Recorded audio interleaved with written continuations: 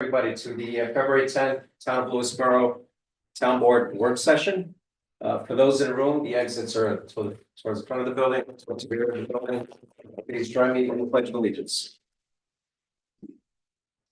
I pledge allegiance to the flag of the United States of America and to the republic for which it stands, one nation, under God, indivisible, with liberty and justice for all.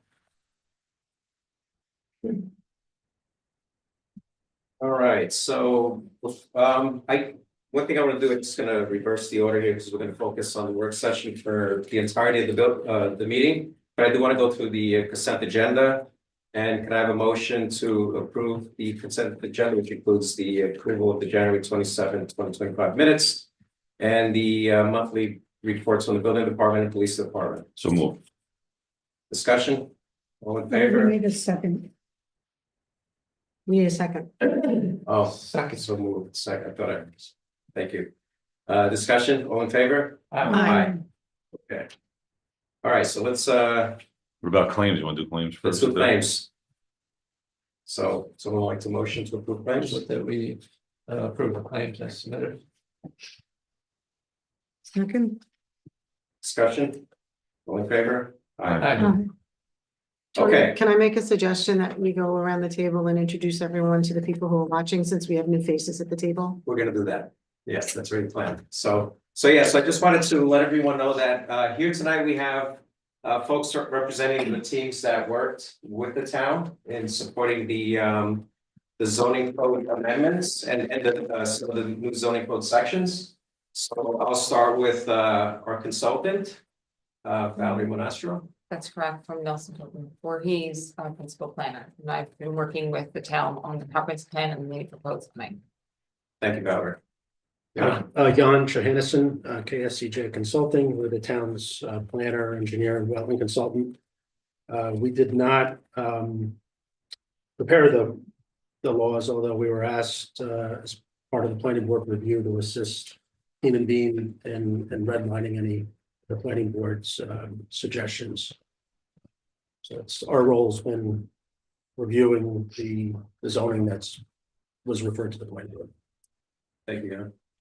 And I'm Christian Gates. I'm an associate with Keenan Bean. Our office serves as a planning board attorney, and we similarly have been assisting with the preparation of the proposed local laws, putting them in local law format, and then also offering comments and suggestions in tandem with the planning board and Jan's office. Okay. Would you like to step up to the podium?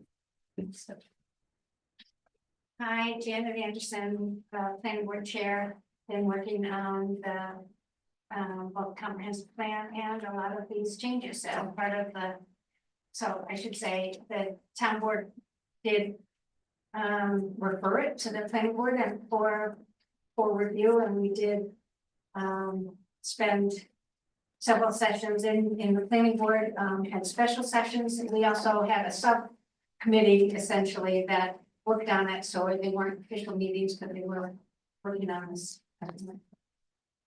Thank you, Jen. Okay, so I guess what we're gonna do is we're gonna try to cover as much as we can. I know some of these chapters are long. The amendments, there were a lot of amendments. The zoning chapter 220 had 200 pages. But what we agreed we were gonna do is start with the smaller sections. And the first one will be sidewalks. Yeah. So we'll start with that. If anyone has any, after their reviews, if you have any questions or anything that stood out that you would like to bring up now, we can discuss that now. I reviewed it. I don't have any edits or changes. Okay. I think there were a couple of maybe minor grammatical things, but I'm trying to run by you. So I'll go ahead and just scroll down on it, and since this is a quick local law, just give a brief summary. So these are just clarifying that if there's an event of a sidewalk defect or issue like that with bridges or culverts, that the notice. Just one, sorry to interrupt. The screen share, are we doing that? Oh, we should set up the screen share. Are you in the Zoom meeting? Yeah, I went to Zoom if you don't mind, yeah. Okay. Sorry, you should have gotten that set up. So just for everybody at home, we're looking at local law for local law to amend chapter 191 of the Lewisboro Town Code concerning streets and sidewalks, correct? Correct.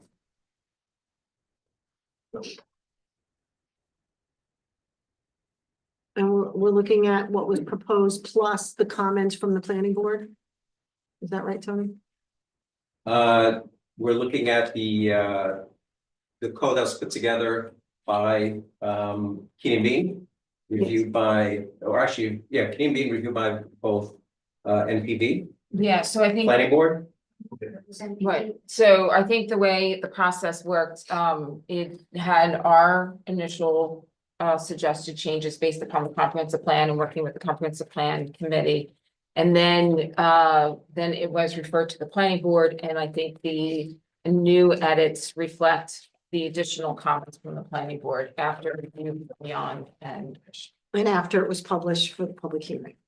That was it was published for the public hearing, and then the planning board made suggestions, Right. of which I'm sort of looking at what I would refer to as a red line. So I just want to make sure we're all looking at the same thing. It's the Not last version that you all received. the right? last version that the planning board submitted for our consideration. correct.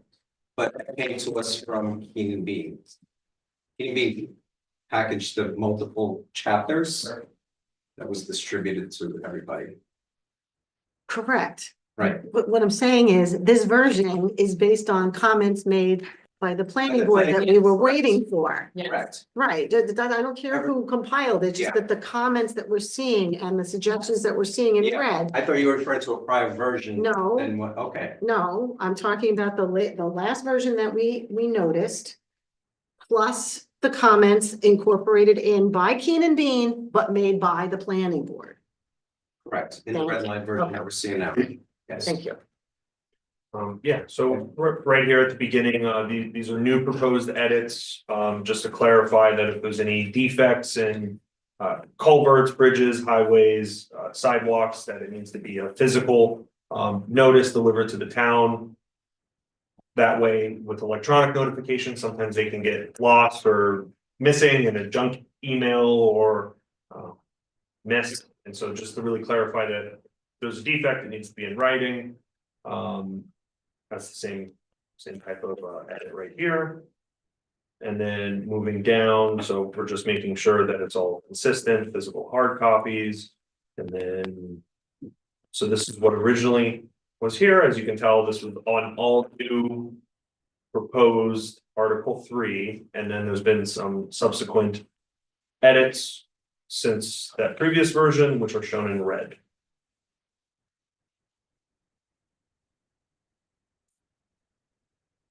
It's redundant from CPLR 9804. It is, and it's just very common for municipalities to also have their own little flavor on the sidewalk maintenance requirements. Plus, chances are residents are more than likely gonna look to our code first, and not many people know to look to the CPLR if it's gonna be done per se, as opposed to through an attorney. And for the folks at home, CPLR is. I was just about to ask that question. For home, here, everywhere, civil practice, law and rules, it's the civil practice, basically, statutes and regulations for civil practices. So it's New York state level regulations or laws. Yeah, it applies to all, supreme and county rules there. And so here were some additions as well, just kind of as an enforcement mechanism.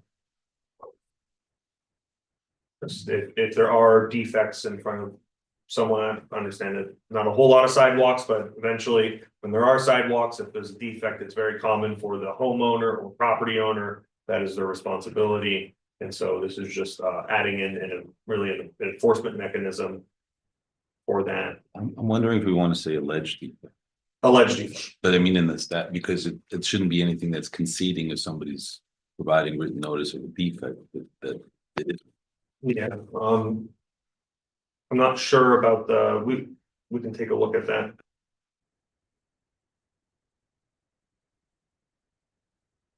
It's not a uniform area, kind of.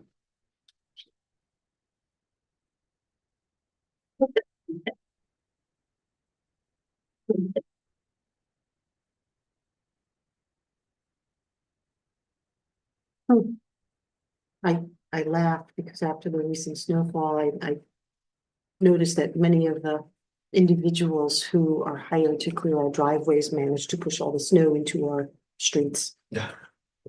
Just on under the laws of trivial defect wouldn't be actual. Yeah, So, and it's really just making sure that if there is a defect, that the town gets put on notice, or the town is putting the property owner on notice, and then they investigate and then determine whether or not it's actually has any validity. right, municipality has to have prior written notices of Yeah. predicate for.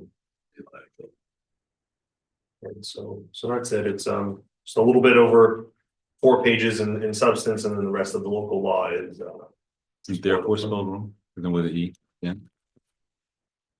that's the old English version. Yes. I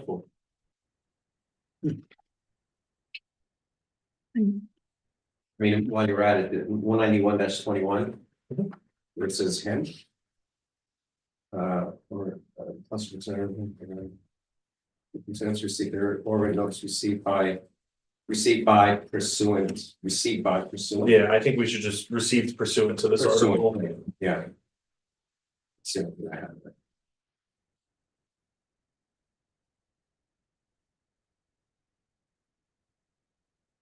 Any other questions? Comments? 22nd. You have the highway also, because it's. You have the highway superintendent. I think you have to specify there as opposed to the town, because the highway department's not a separate jural entity. Only the town is. Mhm. I think here. It's the town superintendent that receives the notice and then transfers it to the town clerk. I would say that makes sense. Yeah, and that this is how it is in the code currently. And so because there's no underlines or strike throughs, there's been no edits to these 2 lines. Here it's proposed to just remove this would be received. So we don't want to make it for the town clerk, it's more difficult. I wouldn't. I mean, the objective here is not to change what's already, wasn't part of this exercise, right? Were you and I not think just it's- talking about the title? No, reporting. The Oh, reporting. you were asking about Because recording? you're imposing a physical delivery, so you're basically saying somebody gotta come in person and hope that they reach somebody at the highway department and deliver it. Yeah, and that is pretty common to require them to come and physically hand in some sort of notice. Or they can, sometimes you see it and they come in, they talk with someone, they think, hey, I noticed there was this issue with the sidewalk, and someone makes a note and make sure it gets to the proper department heads. No, I get it, just it's not necessarily continuously staffed or easy to access. But that's typical, like with other towns that have, or even our cities where they have a DPW. It's Yeah. DPW that gets. Because also the Yeah. DPW or the highway department, they're usually the department that will actually go out and investigate and make Right. any repairs.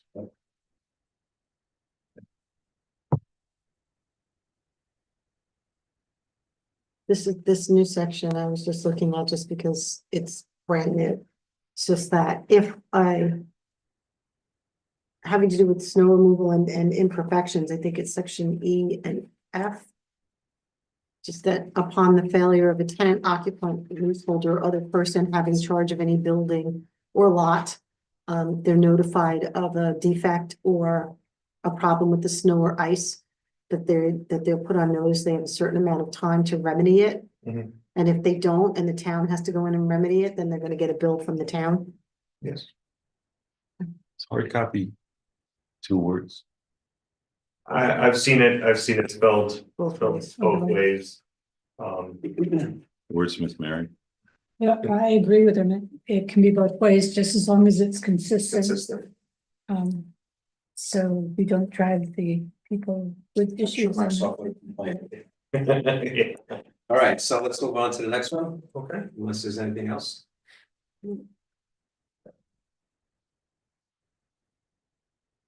The subdivision of land, is that that's what we're gonna do? Subdivisions. Yeah. I gotta reshare this window just. Yeah. Once the. that goes up. Is it subdivisions? Chapter 195, and then I'll start sharing my screen.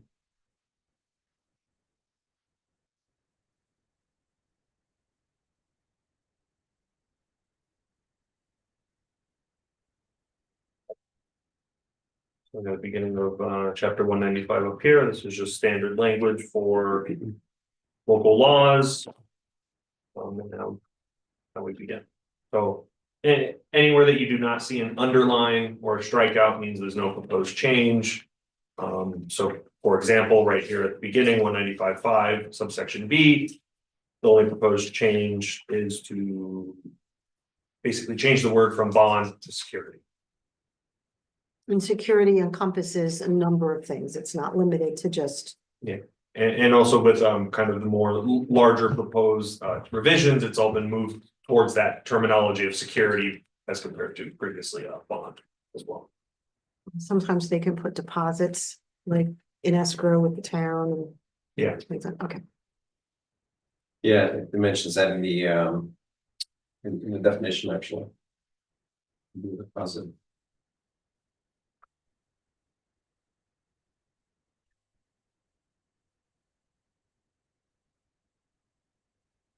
Yeah, so here's, yeah.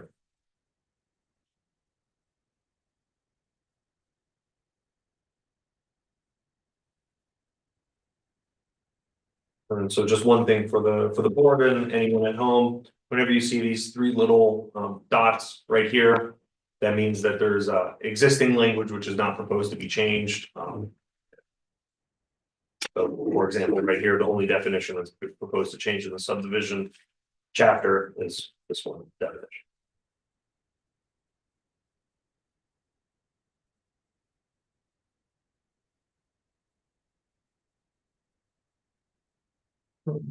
It's curious, I saw this in a couple of places, planning board administrator versus secretary. And is that all defined by us? We have an administrator. I think Kirsten's turn. Kirsten, do I need to go? Yeah, you should go But there. it's not like on the webpage, it just says secretary still, What does it? yeah. It's, yeah, it's part of what I think is trying to be, done sort of across the board is to get people into being Yeah. administrators, not secretaries. Yeah, no, that's great, and it's just, it's on the planning board webpage, it says secretary. I know she prefers. Sure. Administrator, yeah. Right, Sure, well, okay, good. I'll take that note to the website.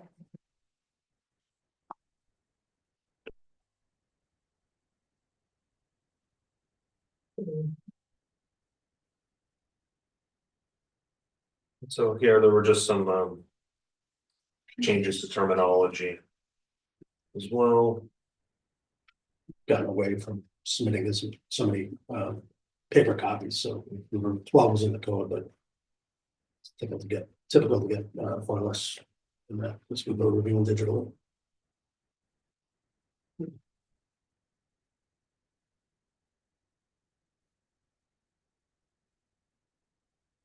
is there a reason why we changed section H, requiring planning board action within 62 days versus 45?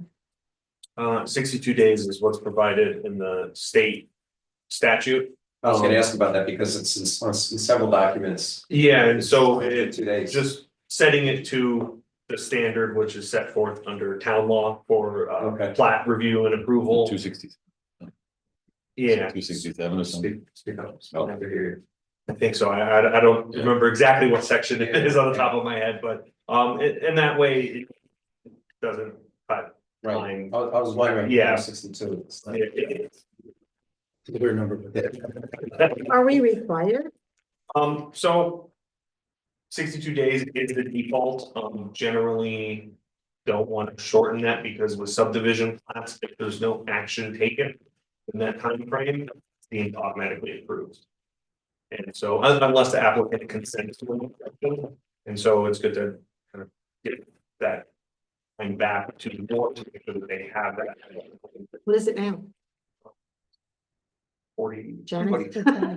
Was You it know, she uses it all the time. like- 45, right? 45, but in practice, it's been 62. Yeah, I think we've been been working at 62 despite this because the town law and, anytime we've had to go over, we've just had a discussion with the applicant. They usually said fine. And do I need- I know, I just, You want to just bring the mic over, maybe?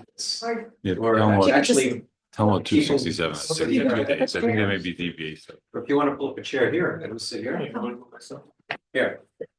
I- Yeah. I'm not using this, if somebody wants to use this, I don't know if it's gonna revert. Yeah, probably shouldn't actually. I mean. Why are we, she really shouldn't. Hmm? No official role, volunteer. I got it, there, Rich. I didn't hear him either. I'm No, sorry. I just, yeah, just. All right, whatever. The only reason why I bring it up is because, you know, when you talk to residents and they're going through the process, it's always been an issue that things take too long, right? So that's why I hesitate and I ask these questions because when you're extending, even though in practice it's been 62, you know, now we're actually doing it. It's in writing where our residents can see that we're agreeing to increase it to 62 days. And it's just, you know, people's complaints in general, and I'm not saying specifically about this section, is that things take too long. So that's what my hesitation is. You highlight the language where it is, Was it Section H, at least that's the first place I saw it. planning board action? it's 62 days from, it's signing the plat 62 days after the resolution, right? Close the public hearing. Sometimes it's to the applicant's benefit to have a longer time frame because they're usually trying to satisfy conditions and like going through the health department and all that stuff, so that may require them. Be held into the 45 days, it may require them to have additional appearances before the planning board to get extensions. Just like It could work either way, right? Yeah. I mean, but the whole point is just to flush it out so that if the people that are watching or they may watch later. Understand that the thought process and they're, Yeah. you know, not gonna be jumping all over us that we change something to the disadvantage when there's a reasonable explanation. As to why we're changing it. The other thing is we do meet practically once a month only. So if we have the close of the public hearing and then we want to get if we don't have a resolution at that one, we have a resolution at the next meeting. And so it really makes sense to use the guidelines. Obviously, we try to be as expeditious as possible, but I think it's good to comply with Well, it. I'm sorry, then Janet really shouldn't, I mean, she's a volunteer, is different from the town. Town officials is, no, but in response to something, sure, if there's a question, but. You know, we've never had that before as far as, you know. Volunteer. It's a work session though. Yeah. I mean, I've been at Okay, all right. work sessions all around the county where people are called up to. Well, called up, right, if there's something, yeah. This is something- Yes, she's been called up, so. Okay, I have no objection because Okay. the work sessions I've participated in, okay, sometimes there's invitees for the meeting itself. right, Just to add to the general conversation, although I understand what you're saying. okay. Yeah, ours are on. Yeah. Right. I'm just gonna go back up a little bit because I know that we went through, but I don't believe any of the other proposed edits were substantive before that No, and reversion, just, yeah. just changing to administrator and chairperson. And the number of copies. Yeah, have some flexibility. With the confidence.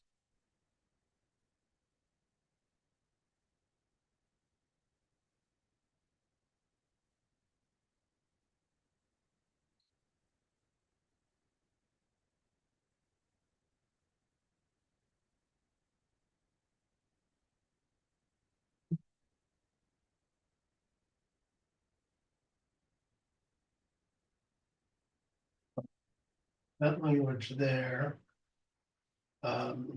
Regarding paper to Mylars. Important to bring up right now. not only for subdivisions, but in the site development plan regs, there's a commercial site plan. It refers you back to the subdivision regs for how to, or what's required in terms of preparation of plans, and it states that you have to follow the subdivision regulations. That says that all final plans have to be produced on Mylar. And that's been cumbersome and expensive What's- for applicants. Sorry, I'm trying to follow on my copy, so which Page 7. section? Just- Page 7, paragraph 5. Thank you. So Ah, so yeah, this got is, what this is doing is saying that only the subdivision plats that get filed with the county need to be produced on Mylar. And your other construction plans and site development plans can be prepared on paper, which would be, I think, a welcome addition to the code by applicants. Less expensive, Cost savings. Less expensive and but Can you you- still can- need to have the signature. still need the signature, you're just producing it on paper instead of Mylar. Mylar's kind of a small thing. Right. The What county's- is it? It just, It's actually like a, oh, it's like a vellum. Plastic. it's a plastic, Yeah, plastic, it's like a yeah, plastic, right? It's like wax paper. kind of. yeah, like a heavy, Yeah. yeah. Parchment paper.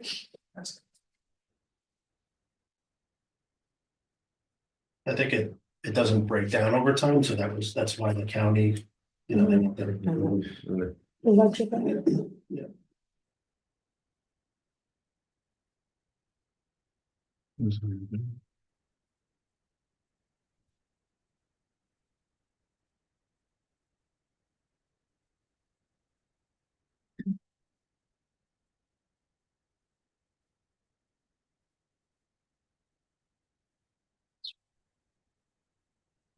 Yeah, these are just going back to the changes from bond to security, so there's more flexibility on the type of security.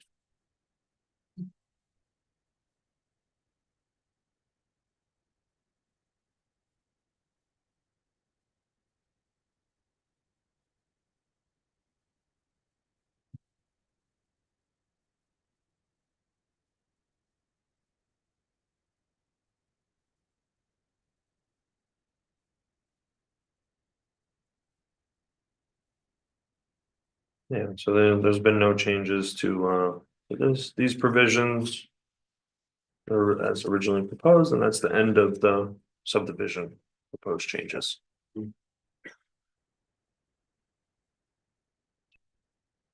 But the release of the bond or the reduction still has to be referred to the town board from the planning board, correct? Yes. Yeah, there's no, yes. No change in process. That's right before The- J.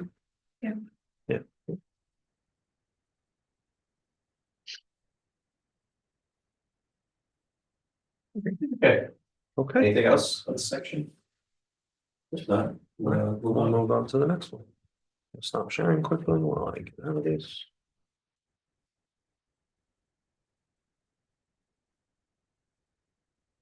Right, which one would you, should we do? that part one. My work is really fast.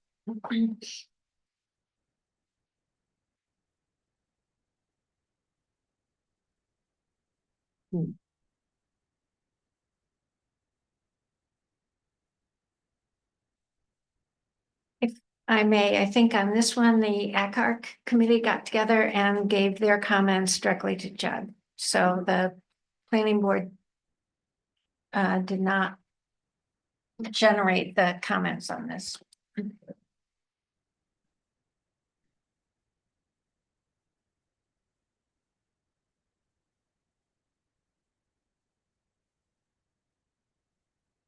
Changes.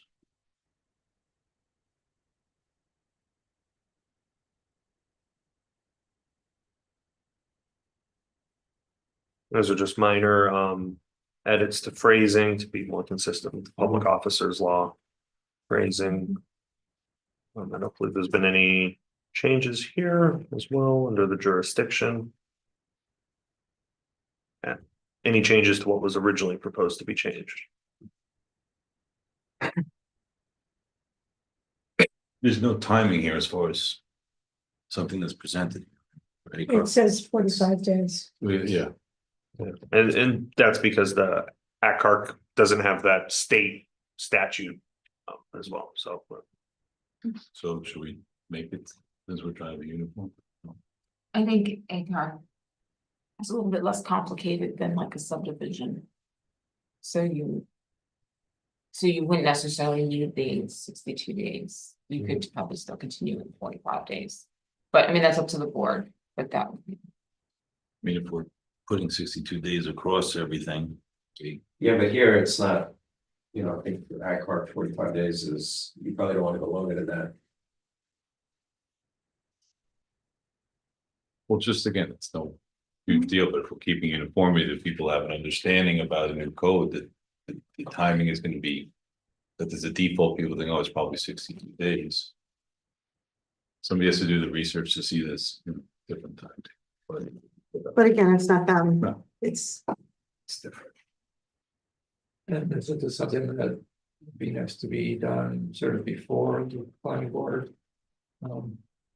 Deadlines, finish it off, or But you're talking just in terms of process, when you go to AdCorp, typically they go, during the planning board process, they typically in parallel, and they often have AdCorp approval before they have planning board approval. Though it has been conditioned, was the planning board condition that I know, dark. Speed things along.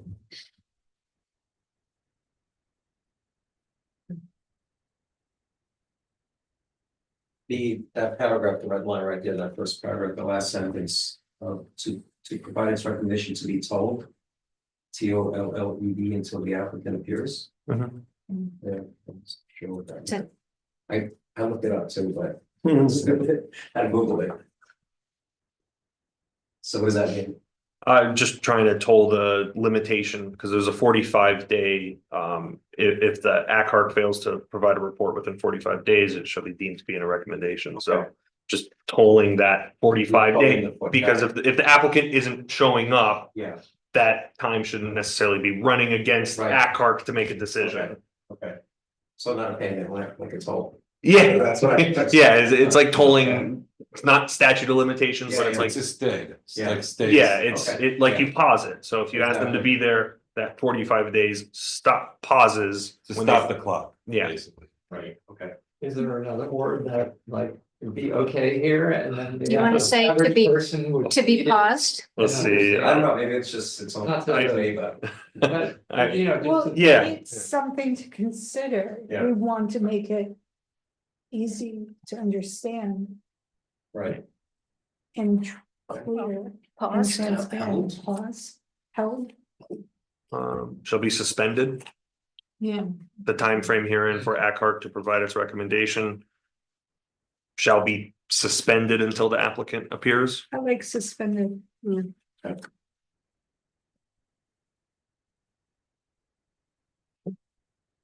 To have changes on.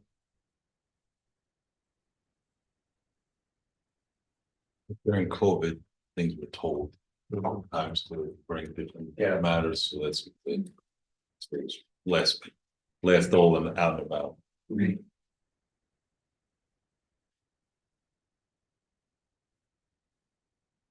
And then I'm just gonna highlight this in green to show that it's a new change to already proposed language. Right. Okay, Be consistent with our other color coding of edits. Hmm. Okay.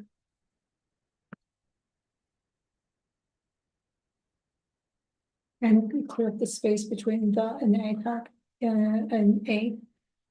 There's an extra space. Oh, in A, yeah. No, down, underneath guidelines for decisions and recommendations. here. Yeah. Well, looks like it is, Oh, it's single, I think so, and I think it's because it's an acronym. Okay. okay, Word is having issues, issues with understanding that okay. yeah. Sorry. And it's, the space, what's it called, justification. Oh, Yeah, it's right, I'm justified. sorry. Yeah. Yeah, It just so as well. Unless you want to go to B.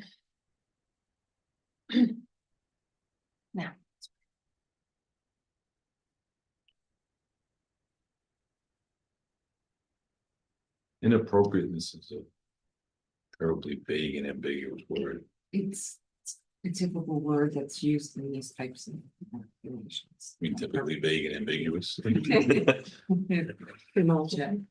Can you explain that new word in there, the scale or height of building? As opposed to gross differences in cubical content floor area.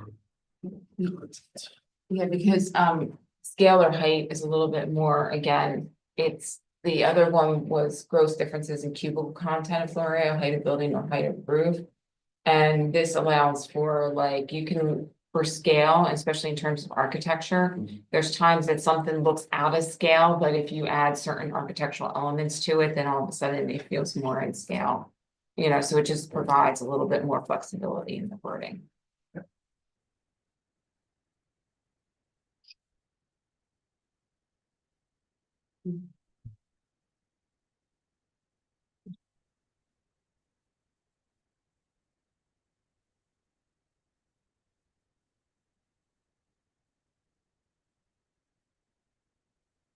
And that is the end of the.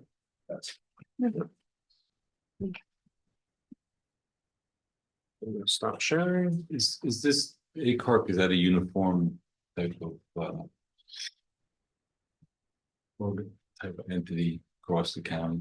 Yeah, a lot of communities have like architectural review boards for very specific types of applications. And this is specifically for your, you know, your special districts within the town. And any historic districts or ones where you really wanna have a second look on. Town properties. Yeah, because we have no historic preservation, yet we have ACARC Yeah, I think that was one of the, during the comprehensive plan process. recommendation. The recommendation was, you know, I think the public didn't necessarily want to see, a historic preservation commission that's much more like, I think, strict, and they'd rather have it go through this ACARC process, where it provides still some oversight, but it's not as regimented as some of your historic preservation commissions can. Because there's another level typically that, and that deals with the certificate of appropriateness, and then it really starts diving into very specific details. Yeah, like the Tucko. Which one? Was the Tell me board? which is one next. Say 220, but that's the other one. That's the long one. 217 It's not 217, okay, we can do that. or steep slopes, then some of Let's do the. 217, but that's also, well, that's 55 pages. Correctly. You How know, I about think the that steep one- slopes? It's a new Well, one. I was gonna say, but wetlands though, even though that has been reviewed by this board a number of times, and I think some of the additional changes are more, because Jan was involved in the original review, and so was Judson, and then I think this is kind of clarifying and just, I think it's more administrative changes than anything. Yeah, it was basically this, a lot of the same recommended revisions as were made. I think it was like 2016 or 2018. There was Well, the ones where we an initiative to try to try to minimize. it. Yeah, that was 2018. And not all all of that- it got adopted, so this was Right, and I think after that. the second round of changes, we're bringing in some of the, I think the specific definitions as opposed to an appendage, bringing it actually Right. into the text Yeah. itself. It shouldn't be. So I think, I mean, I'm just saying that one Difficult to should go be, through. yeah, because I think most of It this, looks, they've it kind already of looks seen. worse than it is. before. Yeah, yeah. You know, It's just like, you know. So wetlands, Yeah, yeah, do you have highlighted any, the additional I changes think the additional changes are actually shown in a different color on this one. in blue? In blue, yes. Maybe you can just confirm that, if that's the case. Yeah. Maybe we can just focus on those. Yeah. Yeah, so you'll see in the definitions, a lot of crossouts. Yeah. And that's because we did a search of each of those terms, and a lot of the terms were defined but not actually used in the law. So we removed unnecessary terms. Aquaculture. Yeah. Yeah, I'm not just coming back a little from what I was on. Yeah. Board. Is the term wetlands defined? So It is, yeah. Yeah. And it follows the federal statute. The other thing is the current wetlands ordinance has two different appendices. One appendix is how to delineate a wetland. And the second appendix is all to do with mitigation requirements. And what we did was we eliminated those two appendices and put kind of the meat and potatoes from them embodied into the code. The other thing was we relied upon the federal definitions of how to delineate a wetland as opposed to having your own. And there were some subtle differences. The main, What federal law is that in? What, the, well, it's just, I don't know that it's the Army Corps of Engineers. is it a statute or is it a regulation? It's a manual, So it's not a statute. You said the federal, but it's not a. federal regulation. I think it's, I don't know the technicalities of. Well, it's not, yeah, it's not a federal, there's not a federal law. I think it might be promulgated under federal regulations, so. Okay. There's the federal manual for delineating wetlands, which is kind of. That's just a guideline. That doesn't have the power of law. Well, it's really, I think that the Army Corps uses that, Yeah, the Army right? Yeah, so. When they delineate their wetlands. Core review and. The main difference, basically, the Army Corps manual is what is typically used in every municipality that I'm aware of in the area for delineating wetlands. It's the same manual that the feds use, the Army Corps uses for delineating wetlands. Lewisboro's definition, or the appendix, is actually more restrictive, because of how the wetland is defined. The Army Corps, the federal manual, has a 3 criteria for delineating wetlands. You need to have wetland hydrology, vegetation, and hydrophytic soil, hydric soils. The way that the Lewisboro ordinance is written is you only need 2 of them. So you don't, it's a 2-parameter approach as opposed to a 3-parameter approach, but that hasn't historically been how. Which makes it less restrictive. For the Lewisboro is more restricted because you can have an area that just has hydric soils and maybe some Oh, hydrology. and it's It considered. doesn't have Yeah, vegetation and you can classify it as a got wetland. it, yeah. So that's pretty unusual. Yeah. So we relied upon the federal regulations, which is kind of consistent with how we actually delineate wetlands in Lewisboro. And then we just simply refer to that manual in the definition section. Does Westchester County have any wetlands definition? That's basically the Army Corps of Engineers and local municipalities can have whatever definitions they want. And then the DEC has their own definition, but that is usually almost entirely defined by vegetation.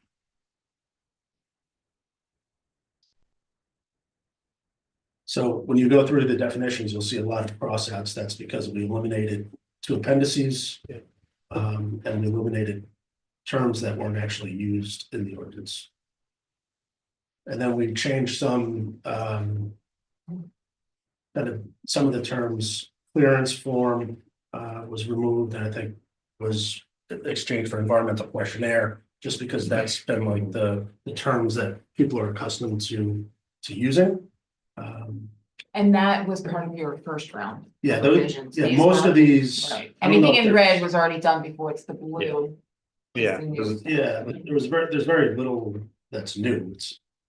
Was previously proposed and considered, but never adopted. No, Yeah. but the red here is the newer stuff from the comprehensive plan that we brought in. Oh, But and the you blue is remember, red. yes, Oh, the okay, blue is gotcha. what you did. So the blue is Yeah. just, Yeah. Recently. okay, I got you. Yes, Yeah. that's why I Thank was you. just trying to. No, I appreciate that. But I was just for the board, because they already saw the red a couple Yeah. of times. And so I think right here, dredge is a perfect example of that, because here we have from, this is one of the original So it as originally proposed, the revision would state to excavate or remove sediment, soil, mud, sand, shells, gravel, or other aggregate material from the substrate of a water body. That has been subsequently proposed to be revised to now say from a wetland or water course, organic or aggregate material, which. And so this portion here was in Yeah, just it was, clarify that. yeah. You would need a permit to dredge a wetland, a water course, or a water body, not just a water body. Of any dimension. Yes, inside the wetland, yes. Yeah, there's pretty much. There's very little that's that you can do without a permit inside the wetland itself. Nobody's dredging like little pools, people who want to dredge are like, they're in the lakes and. Yeah, and that's how the ordinance is presently written, that it's restricted to do anything within the wetland proper, and then there's permitting requirements and things that you can do without a permit in the buffer area. I'm just thinking about a little bit when there was wetlands violations that came, before the planning board from time to time. A part of the issue, just playing it back, is that people were generally not aware, unless they were just not being truthful, were not aware they were violating wetlands provisions. I think that's true a lot of times. So that even the population of town didn't have a general understanding as to certain activities that were going to be potential wetlands violations. Right, and that's supposed to be the whole purpose for the environmental questionnaire, that, if you're gonna do something on your property, you fill out this questionnaire form. It gets screened and you determine whether you need a permit or not. Yeah. That's supposed to be how it happens, but obviously. And for That's the new definition. yeah, that's the new definition. And then I think these definitions are proposed to be removed for the reason Jan has been explaining. Yeah. Because they're all already defined in the manual. That manual been updated periodically? Yeah. Is that? It's the manual and its supplements. It's been supplemented, they call it supplemented, so I think it was maybe 5 years ago was the last supplement in the Northeast region. And contractors or, engineers are all familiar with that. Well, this requires a wetland consultant or professional to delineate the wetlands on the applicant's behalf, so they would be aware of that. Yeah. It didn't change how wetlands are defined, it just gave you additional tools to. Right, I'm just wondering, if it's just more awareness that people would know without having to go through a particular process. Like what? It would be nice if generally people had a pretty good understanding by looking at the provisions, whether or not they're dealing with it. Well, I think that was part of the changes that were proposed originally, is that the process as that was outlined in the wetlands chapter was not the process that was actually taking place at the planning board. And so part of that was also making sure that the administrative process is clear and a little bit more straightforward than what the original wetlands law had. Yeah, the process should be uniform and people should understand it, but even as far as the threshold to have a general understanding, or this may be. I mean, the whole idea also, if the law is clear, the clearer the law is, the better potential it is that somebody is not going to, Right. come into a wetlands issue. If somebody else knows after the fact, and then the law is not doing its effective a job to prevent people from. Yeah, and I think to the earlier point, it's just people don't know, right? They don't know that it's a wetland, that there's rules and regulations about what you can and cannot do. Yes, and at the same time, the law can only do so much, which is why we should consider having educational events about the various aspects of taking care of Lewisboro. Clear messaging. Clear communication.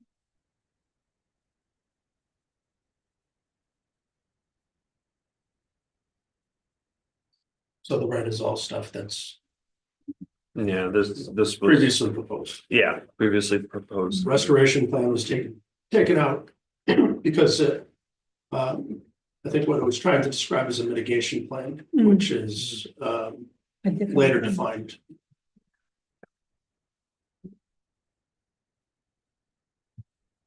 defined in the code So itself. can you go back to Yeah. the selective? Selective cutting. Within the boundaries of a wetland. I'm just Yeah, trying- so that when you just- get, I'm just thinking about the language as far as the tree ordinance. okay, so this is, when you get into the regs and it actually tells you what's regulated and not. Selective cutting, ironically, even though it's allowed in the wetland, is a permitted activity without a permit, selective cutting.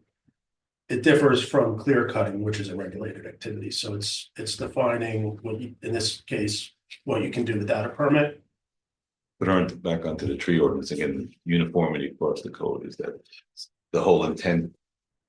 One of the primary intentions behind tree ordinance is that there isn't clear cut. Should this clear cutting be capitalized? We have, It's not, it's not. it's not fine, but it's saying as defined herein, no?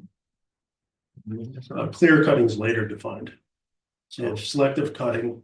And then And we might have already.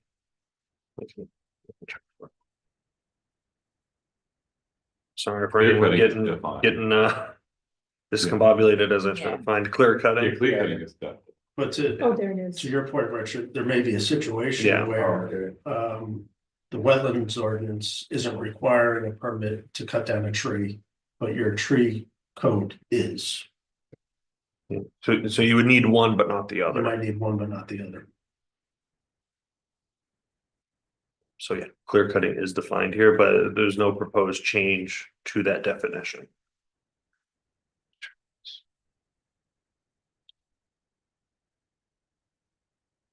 This is what's actually, clear cutting is when you get into the regs, you'll see that clear cutting requires a permit.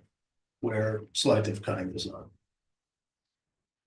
There's 4 inches sound small relative to what we've probably got in the tree code. It is inconsistent. It is. That's your current, That that's what's your current wetland ordinance says. I believe that your tree ordinance is 6. I think it's not uncommon to have a more strict definition of clear cutting in wetlands. You know, then, I mean, like, if you Oh. want consistency across the board, then that clearly is inconsistent, but it's not uncommon to have a more strict regulation in your wetlands law. Which is Or fine, just tree then I'm removal. just wondering if there's chance for like confusion because we have a term clear cutting here. Do we have clear cutting term also in the tree code and then they have 2 It's different gonna cause confusion. meanings? Can we call this something else or I don't know what if clear cutting is in the tree code? tree I'm code. looking right now. Could we go back up to the top for 1 second? I just want to look at, because Can we finish clear cutting first? yeah.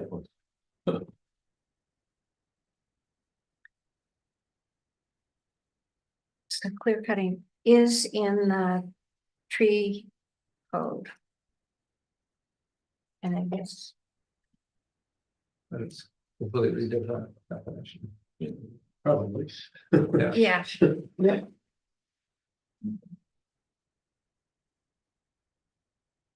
And in the tree code, it says, oh, you're looking at it. right? yes, it's, so this one really talks about wetland, right? The clear cutting in the tree ordinance, the cutting down and or removal of live trees from any residential property within the town of Lewisboro in the absence of any visible evidence of one or more of the following circumstances. Small I, such tree being dead, diseased, and or in a state of irreversible decline or decay as determined by a professional arborist or other licensed tree service professional retained by the property owner or resident, or 2, posing a substantial risk of endangering life or property if any such tree or trees are or is not cut down and or removed from the residential property in question. Yeah, so that's the whole tree code thing that we went through. I Right. wonder, could we just forego this definition and put this in there, so in the body somewhere saying notwithstanding the, the tree code. Thou shalt Yeah. not do this. So the way that it's defined is, so these definitions are only applicable in- to this chapter Yeah. 217. And so that's why you sometimes have the same term, but it's defined differently in different chapters because they serve different Different purposes. Yeah, That's, that's, you again, can avoid that, it's nice. Well, I But, mean, you could okay. always say, I hate to Fine. be redundant because it's in the statute, but clear cutting in wetlands. Yeah. Just something that is simple.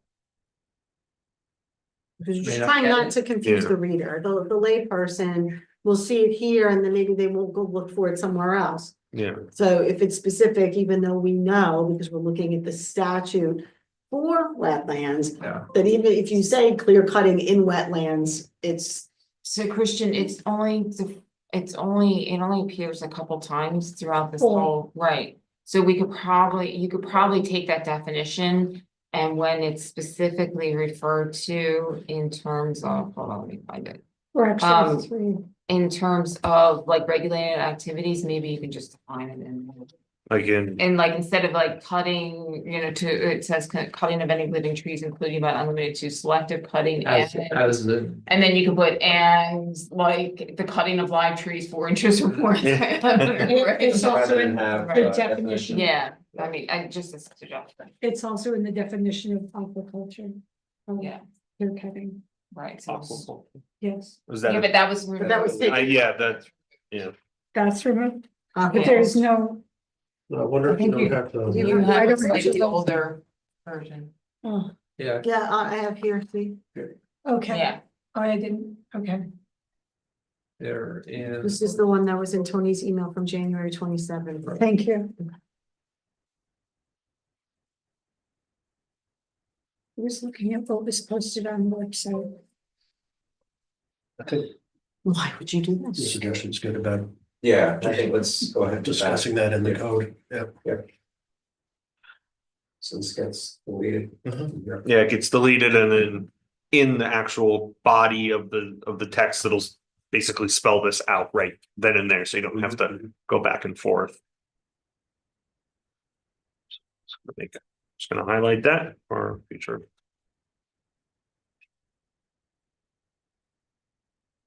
Rich, did you want to go back up top? yeah, just want, cause I was just wondering if, to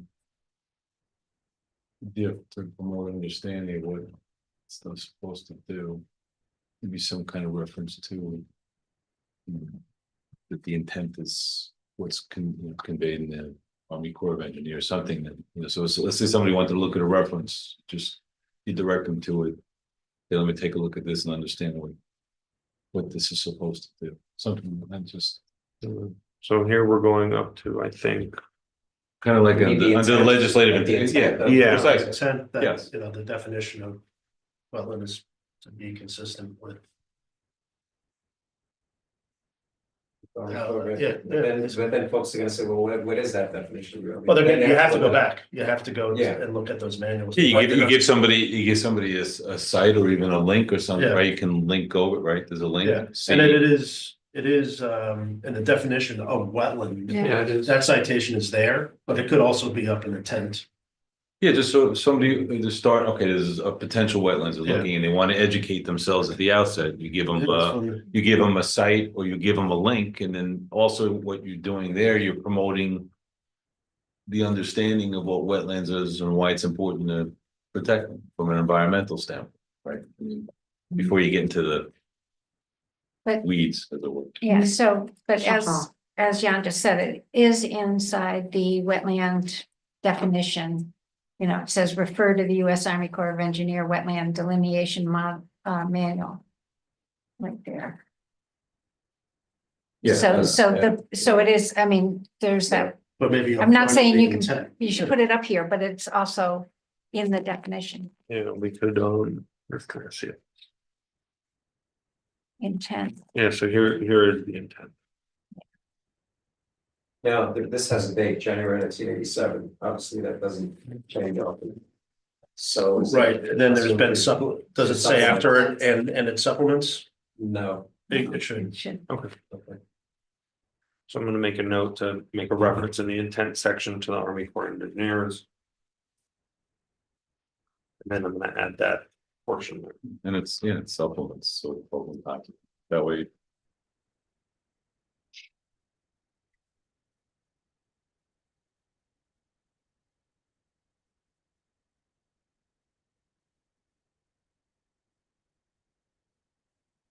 I have a question on the permit definition.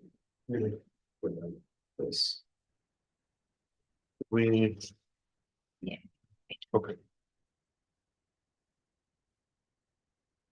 Definition.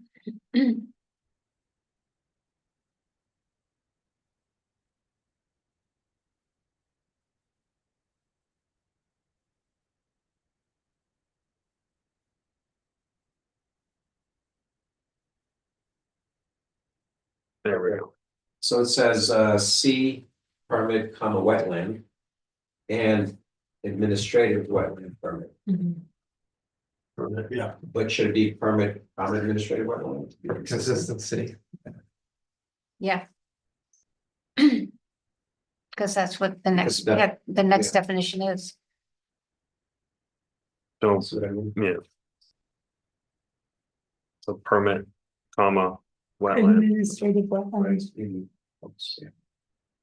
In the for one above. consistency's sake. Ah, yes, That was fine, yeah, permit wetland and. Permit administrative. and so it would be right there. Right No, no, This one, Where right here. administrative, Mhm. yeah, before. right in front of administrative, put permit, Oh. comma.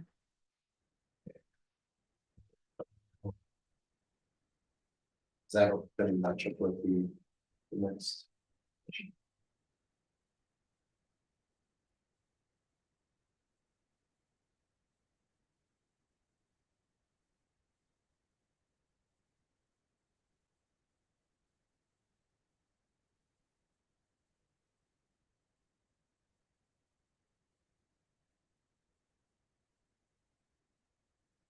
or just change.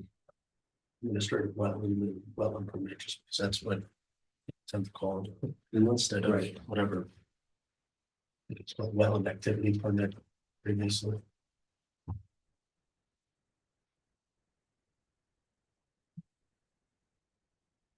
So the board. Iron shoe. Sends it a second.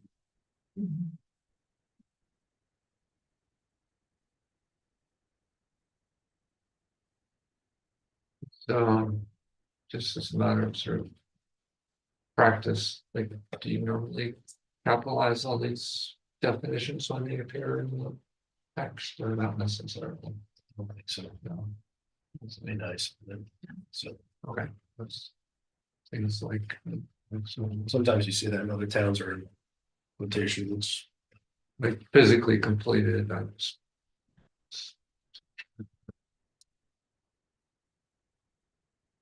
Because there are times when like. The same wording can be used just kind of accidentally and not, you know. Certainly. Yes.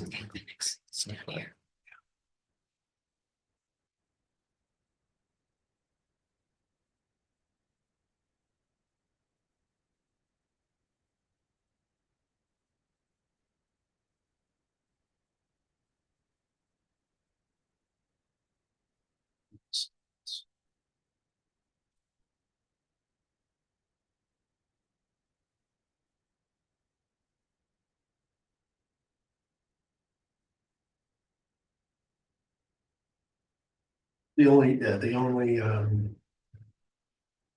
downside to do adding ended supplements would be that if there is if the federal government is changing how they want to define wetlands, which has been argued in courts, you know, the last couple of decades, Sure. you're basically taking on whatever the federal government is saying is a wetland, or if you kept that at 87, then you'd stay with that 3 criteria approach, no matter what Yeah, the federal government decided to do. given what's going on these days, I kind of like that idea. Like, who knows what's the next supplements. Right. So that's, you know, We can always come back. Yeah, but if you limit it to the 87 manual, you're Well, basically, the legal side would be C generally, kind of, and then 1987. Yeah, just pointing somebody as a starting point, I guess. Mhm. Just to educate them. But at least the 87 is fixed in time. It's Like, fixed we're in gonna- time. Even if. and it's the federal consistent government with decides to how, Cancel it, like. it's consistent with how wetlands have been Yes. delineated in Something like town that. for. Yes, see general, Well, yes, see generally US Army Corps of Engineers manual from Navy. So So- I'm all in favor of getting consultants. It's fine, see general. Starts people at the right point that they can. So fundamental. Yeah. Okay.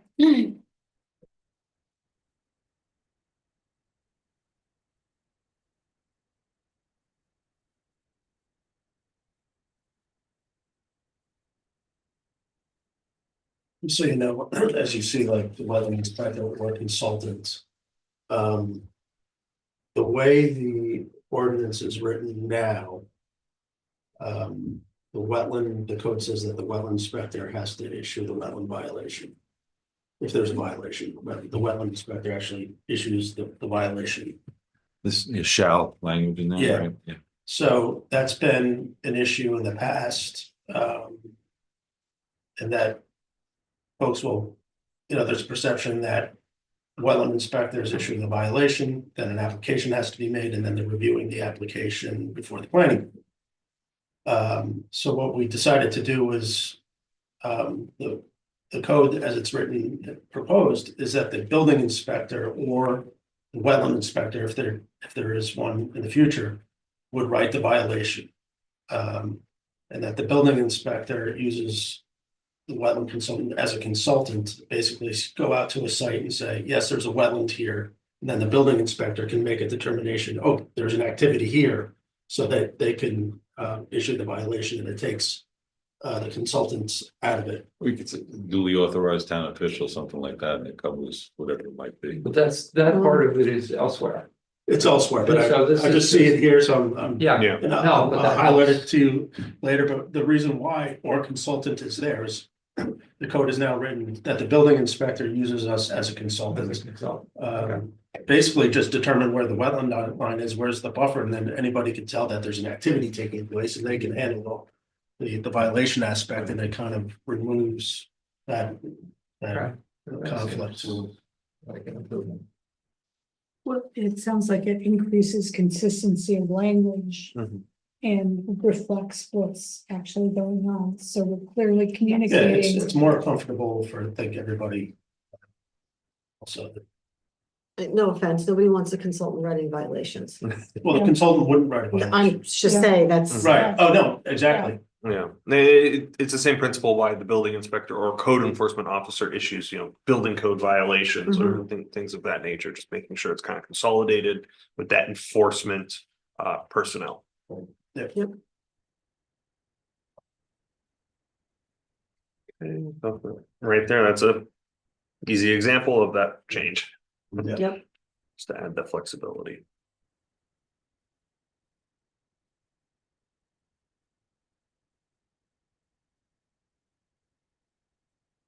So these are all original proposed edits.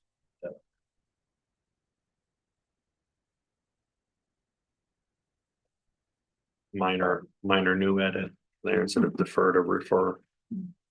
Bringing up the language.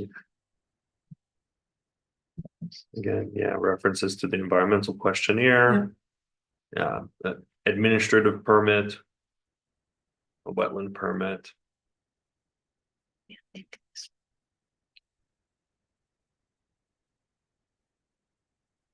This is an important one.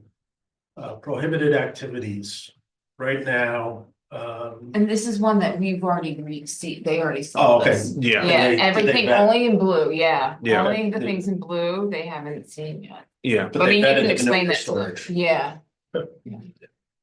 so these were all proposed edits that the board had previously reviewed. So no changes.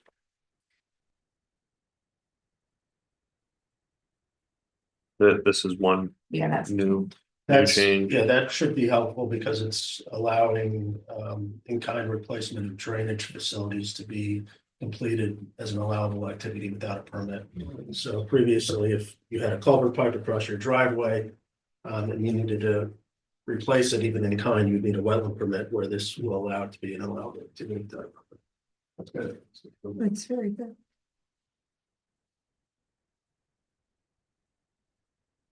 Changes. I think this is just a cleanup edit here for, but not including dredging instead of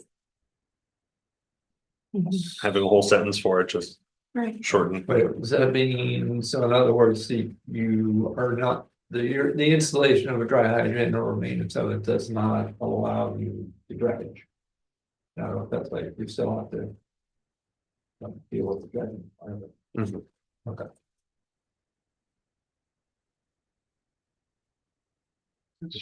Swimming pool. Discharge in the wetland, isn't it? Into.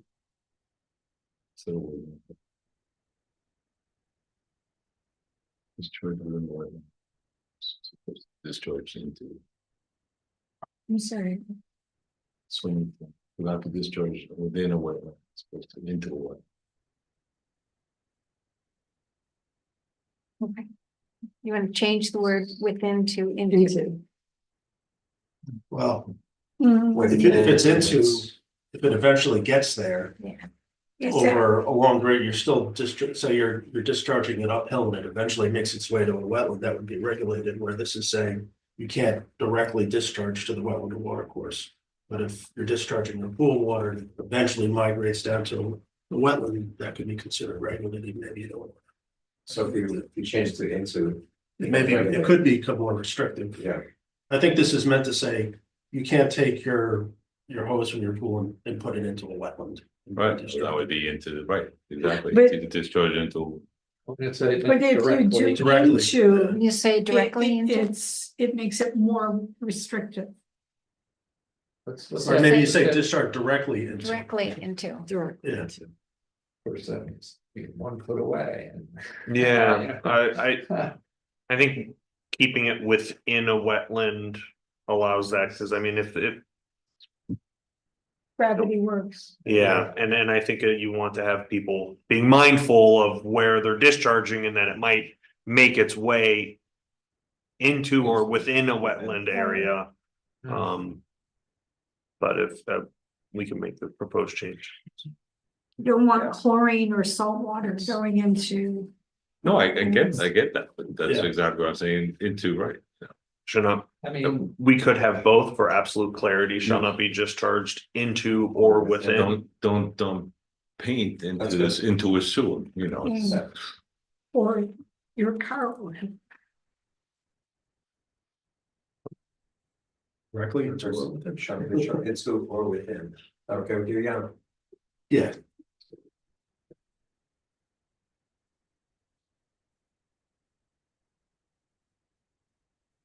Or just move. To me, they sound the same.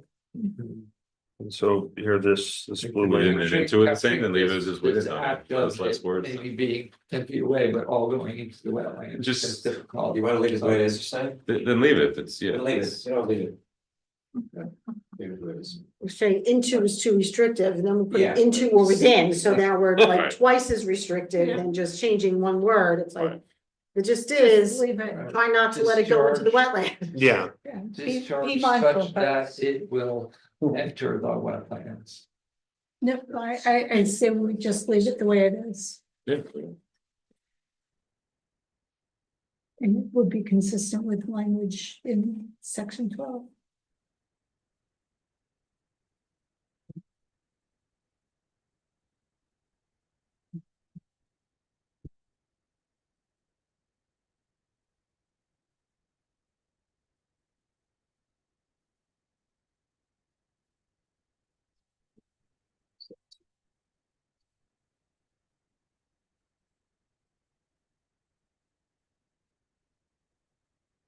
and so now we're getting to the regulated activities requiring an administrative wetland permit.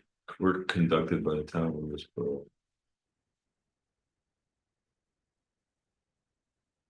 No, performed. Were conducted. Oh, yeah, it could be performed.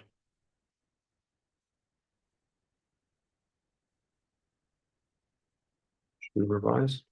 By me.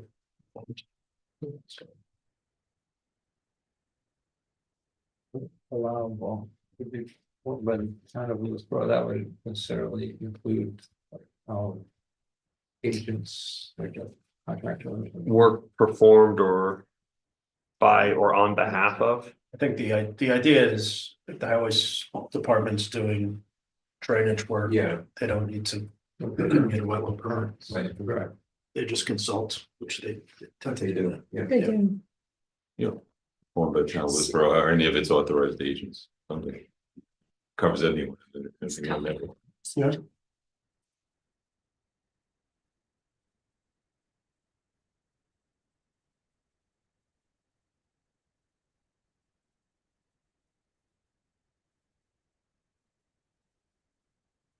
Or formed by town Lewisboro or any of the authorized agents. Wherever they might be. Authorized legal agent working for the town.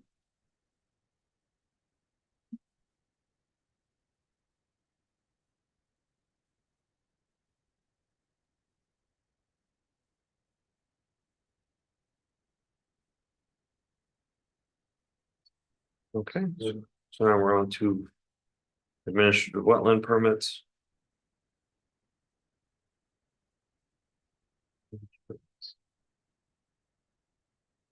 Ancillary improvements. That's not defined anywhere. I don't think so, no. They have ancillary improvements and then replacements. I think that's any of the ancillary improvements wouldn't be triggered unless it's within ground footprint. Of 600 square feet. Right. This is the 600 square feet. It's a lot of words in there.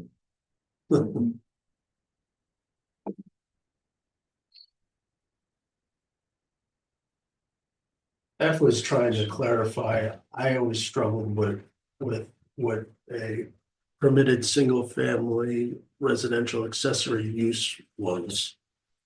I think that was the existing language, right? Permitted single, Right. so, you know. A use. Right. What is that? So as. That was, So I think our attempt to try to clarify what that might be, it's not structure, you know, buildings and driveways and things of that nature is covered under other paragraphs. But this would, I'm trying to think penalty. Wetlands violation is civil penalties potentially, and there's no criminal penalties, right? I'm trying to remember. There is too, right? No, just civil, right? Yeah. Correct. I do believe that is, yeah, that's later in the Yeah. chapter towards the end. We updated, I think, the penalties.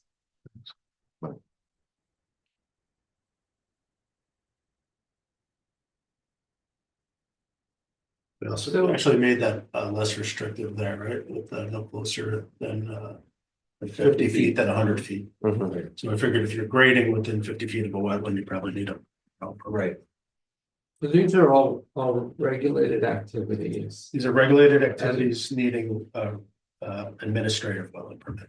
Why am I having a brain freeze around where no closer than 50 feet? In other words, if it's closer than 50 feet, then it's not regulated, you can almost. So if it's No, it would be a The planning other board way permit. around. So if An you were 40, if you were activity. 49 feet, An active, but no closer than like 51 feet would be. would fit 51 that. is still 51 to 150 is administrative permit, right? 50 to Okay, 150. but just this clause here says no closer than 50, so 51 would be outside of. That box. Would be And which is 51 administrative. feet, the intent would be 51 feet would be an administrative permit, where 49 feet would be a planning board permit. So rather than no closer, wouldn't it be sort of easier to grasp if it was like 50 feet or less? Within 50 feet or less, so I think it's 50 feet or. within 50 feet or less. Within more than 50 feet. Yeah, Yeah. greater than 50 feet. This Yeah. is not, Wet. isn't this is not applying to like from 0 to 50 feet? No, This is 50 to 150? Yeah. Yeah, yeah, but I'm not seeing a limit on that 50 to what. 50 to 150, because outside of That's kinda 150, hard to you're, read. you're It not doesn't in a, apply. you're not It doesn't regulated. apply. Yeah. You're not in a buffer anymore. So within 50 to 150 feet of the, get it really specific, so Yeah. people don't have to. Yeah, we could say located within 50 to Yeah. 100 I'm easily linear feet. confused, but It's either. other people could be too, so. Yep. Okay. And I think that might appear in other places as well. Probably. That way they don't have to like also hold it up to some other section of the code and say, well, this covers the 150 feet, so. So we're saying 52, 150, okay. Yeah, because anything beyond that 150 is not within. It's not, no Yeah. permits. No. Yeah, it's not looking. And then just like be careful of like exactly 150, which one is that? So is it like up to 150?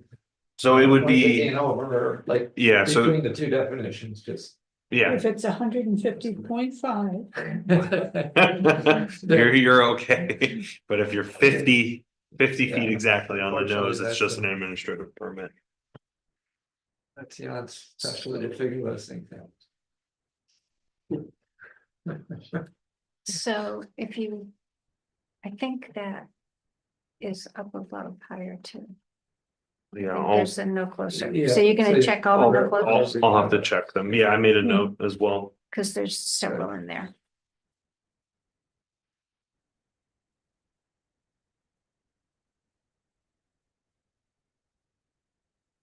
And less than 10,000 square feet in spatial extent, but there's some reason we don't just say area.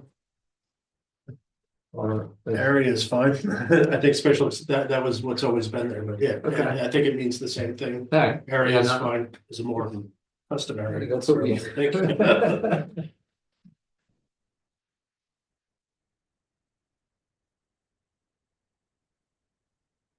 I'll just make this edit right here, yeah, since it's an easy one. And I'll highlight it the green to show that it's a new edit. And then, yeah, we'll have to double check to make sure we make those consistency edits throughout. We changing the spatial, So Yeah. yeah, go up to E. And they wanted to change after 10,000 square feet in area. from spatial extent.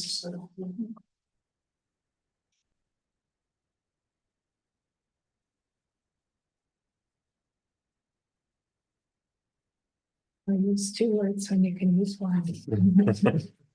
Yeah. So your defined spatial extent. We'll use that again. So manures. So manure storage right now in town is prohibited within the buffer. In the wetland or wetland. And the ordinance doesn't give you any ability to appeal. So you can't go like the ACARC legislation you're looking at before, if there was a dispute that you would go to the ZBA. That doesn't exist in the ordinance, so it's just outright prohibitive. Right. You would have to commence like an Article 78 to try to turn that over. There's been a lot of applications, given the number of horse properties in town where that's become problematic. And the real reason why I think it's problematic, or an issue at the beginning of is that most storage areas, from my experience, are dumpsters. And if it rains, it leaches out and it become a problem in environmentally sensitive areas. So we allow it with a permit here, provided that it's got a roof structure over it that would kind of eliminate the concern.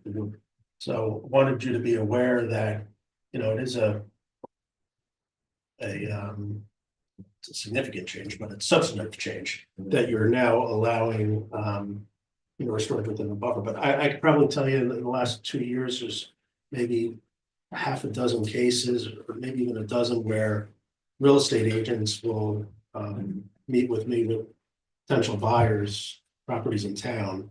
And they'll say, we're looking at this property, we know we want a horse, is there any place I can put the manure storage on the property? And you start looking at, because you're elsewhere in the zoning code, you're restricted to a property line of 150 feet, Right. but that's appealable. So you start adding the 150 from the property line, the 150 from the buffer. It doesn't give you, in a lot of cases, anything in the properties, people will walk away from a property.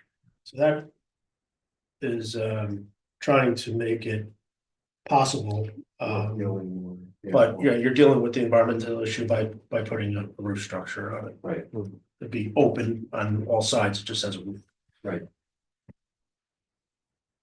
Kept in a And the container. impermeable Yeah. surface. Is there sort of have you seen those setups like? Yeah, like Hazelnut Farms has one that was designed by the Watershed Ag Council, and that's been. Like Okay. people So there's like a best practice. oh, there's definitely best practice, Okay. yeah. The larger farms have them. Yeah, that's great. Recognize that. So here's another tree. Ah, Thing. So this is more.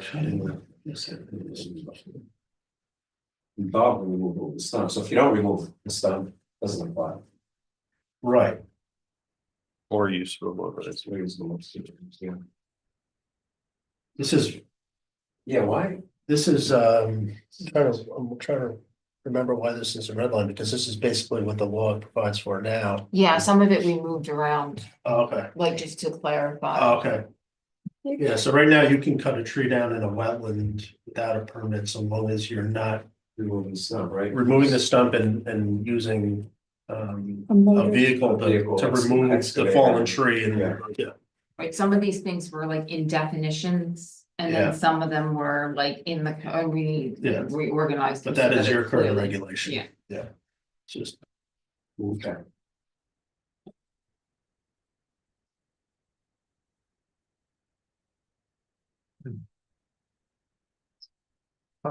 So much for this section, not taking that long. And then you're reading, Yeah, we're going back over the red stuff. Yeah. Okay. We're on page 22, I think there's 55 pages. or something like that. Yeah.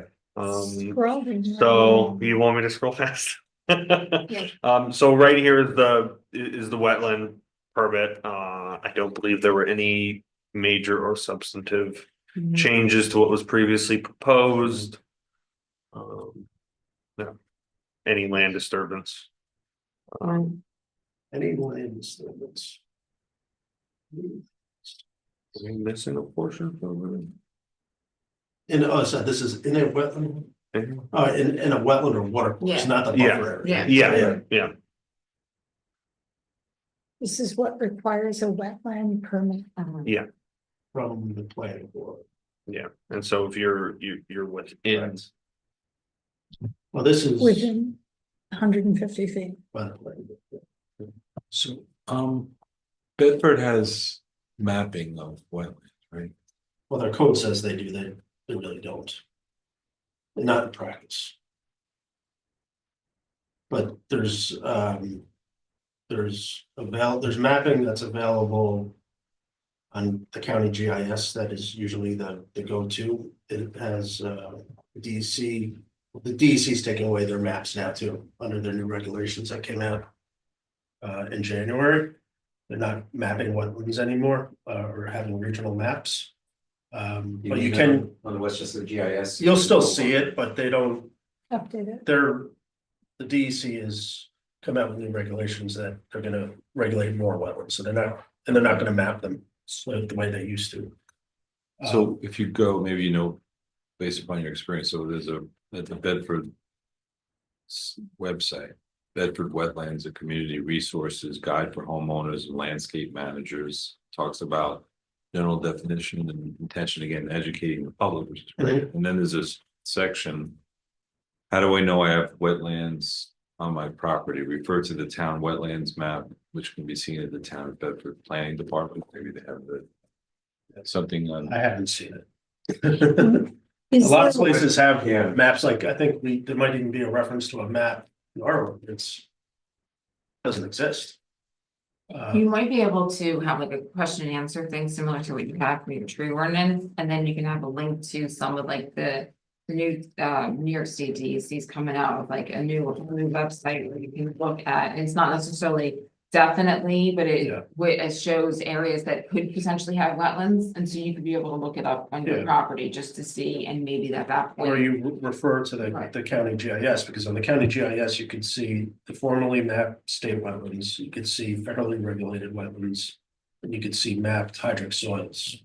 And again, these are like planning tools, and it's not definitive, but it gives you an idea. We look at a property from anybody, that's for anybody, that's the first thing we look at, to see kind of what you're dealing with. So that might be a good thing to say, hey, you should go look at this, but it shouldn't be. It shouldn't be like if your property doesn't have one of these things, it doesn't have a wetland, because that is. It's right about 50% of the time. Is there a way we could reverse engineer it from? Or reverse construct it from previous applications, say in the last few years? Reconstruct the map Yeah, would be a tremendous exercise, because you'll have a wetland delineation done and independently surveyed, but there's no database for all these things to go to and then start building a map. Oh, You know, the wetlands change, so that's. So the DEC did come out with what they call an informational freshwater wetland mapping. So I just brought it up. And so the old, you probably can't see it, the old one was, the old map was in green, and they've got purple lines around this informational. So it's got a lot more. Again, I'm not going back to this point, but conceptually, the idea is you have the provisions of law in here, so people, idea that they're aware of it and they'll comply with it. But when it starts with having an understanding Yeah. as to what wetlands are as they're defined here, and potentially, where there may be a problem. So you want people to do it before, Yeah. like we just talked about earlier. If people are getting issued wetlands violations, and as it seems to be agreed, most of the people had no idea, Mhm. then just showing that there's a problem in the law, that people don't have sufficient knowledge to try and avoid it. If the people who are getting violations had no idea that they were violating the law. I mean, You I'm just driving up here, I have a a speed, if I'm driving up 684 here, there's a sign that says, what the speed limit is, and then they have something on my dashboard which is telling me how fast I'm going. It's not. Of course, hopefully, for a lot of projects, they're using contractors. Yeah, I mean, the whole idea is if Not you their disturb, first you should be getting environmental project. questionnaire, and then somebody will tell you definitively if you have wetland on the property or not. Yeah, so it's more of a messaging and Yeah, it's probably an people. education. Yeah, so. You can't rely on a map. These are all, yeah, because even if you had a map, they're not gonna come and know to look for a map, or they can look at our code. So, Yeah, I mean, there's not all the wetlands in town or any town have been mapped. Yes. It just doesn't make sense. Charlie, can we turn the heat up, please? Yeah, actually, yeah, sorry. It's not, it doesn't seem like it really is a messaging Yeah. thing. If it's not, I'm wearing layers. if it's not a messaging thing, if people don't know. Even at a threshold, where to go to find out, and if there's no objective resource, which is what I'm Right, hearing. but to right find now, out. what I'm hearing is that we don't have something definitive to put in here at this point in time. For that purpose. No, it would be, my best suggestion would be somewhere in the code, or maybe it's not the code, maybe it's the website or whatever. Yeah, You direct people to the county GIS, which is probably your best source for. right, Maybe do I have wetlands? yeah, You know, exactly. But can I find out for free if conclusively if there are wetlands on my property? Well, the county GIS, you can. That's not conclusive. That's not. Well, I know, but it's as close as you're gonna get. It's gonna, yeah.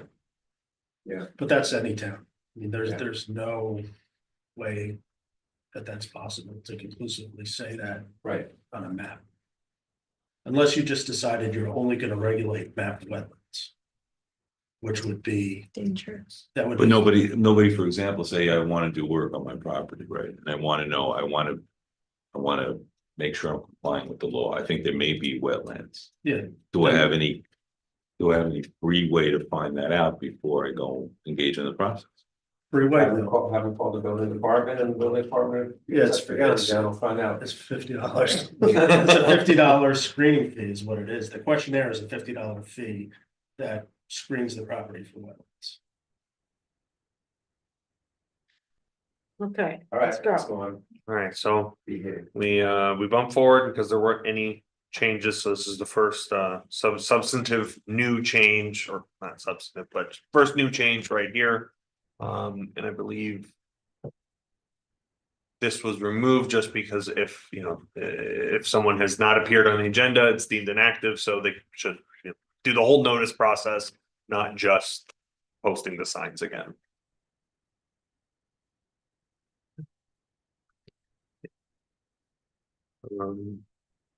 Okay, so I'm just gonna keep going.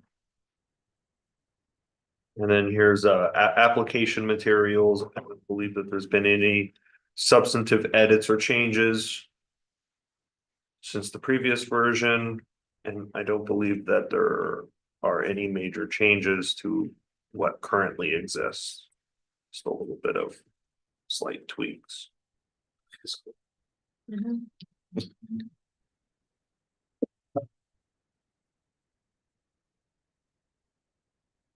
So a lot of this is just existing language that is not proposed to be changed.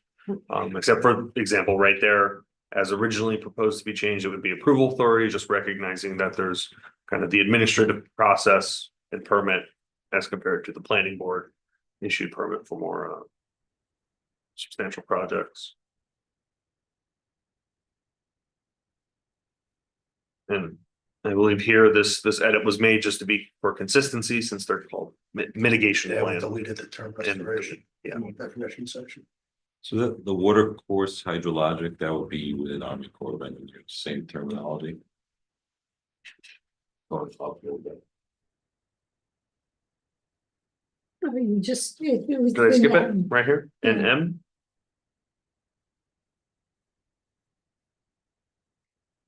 Water course hydrologic system.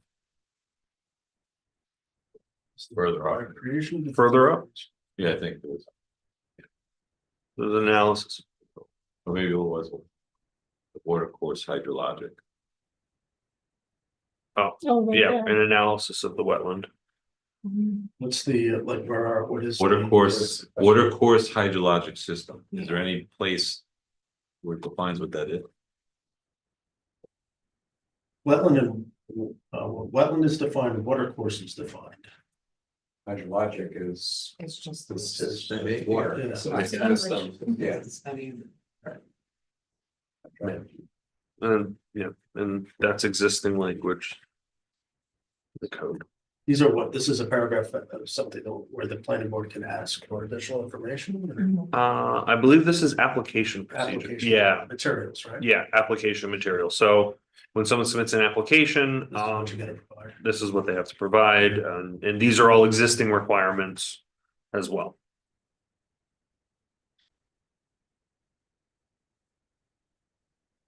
Qualified wetlands delineator. That's defined.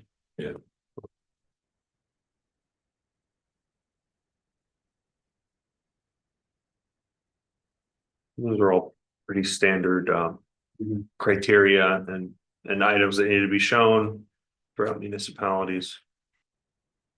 So like Tony was saying, so if I want, can I call the building inspector and say I want to do work, and you informally come over and see if you can identify any wetlands or something? Yeah, I mean, he can, you know, he's got some spare time, sure. Otherwise, it's $50. Otherwise, it's $50 to do the environmental questionnaire.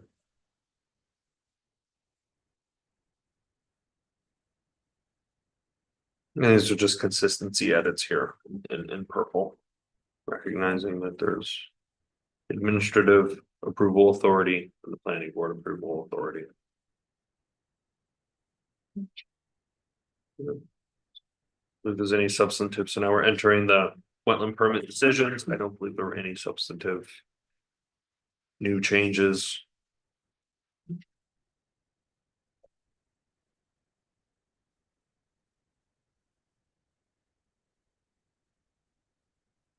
The next one is just Page 37, yeah, Or page page- 37. beyond describing what's required in a mitigation. Yeah, that information was basically lifted from the appendix. So where you had a separate appendix, you brought in those provisions and put it in the codes. So there's no more flipping back and forth between the two sections. It's all in Before it was place. 3 different law, basically 3 different documents you'd have to look at. The two appendices. And then fold it the into actual- Right. Yeah.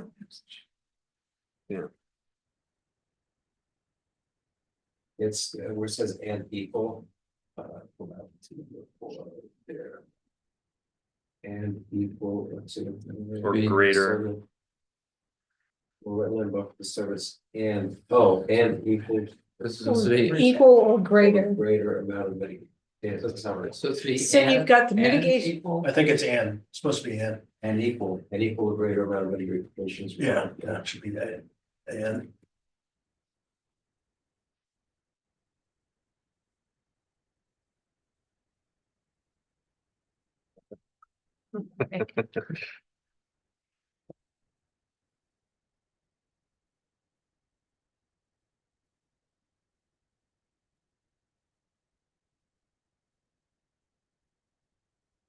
All this down through J, is this taken from what was in the appendix and put in here? yeah, more or less, yes. Okay. I think we added to it, just in terms of other items that would be considered mitigation. I think we took what was in the appendix, we added to it.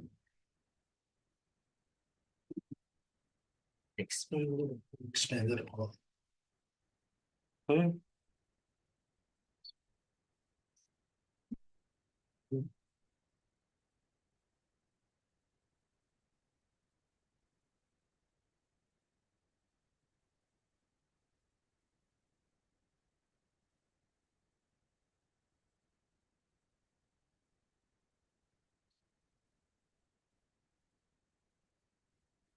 Those are just some previously proposed edits, just for the performance. Yeah. Now it's titled performance bond. Performance one, it should be, well, Oh, yeah. yeah, we should, that should be. Security. Yeah, Is that the environmental question? Is there more to it than that? Keep going.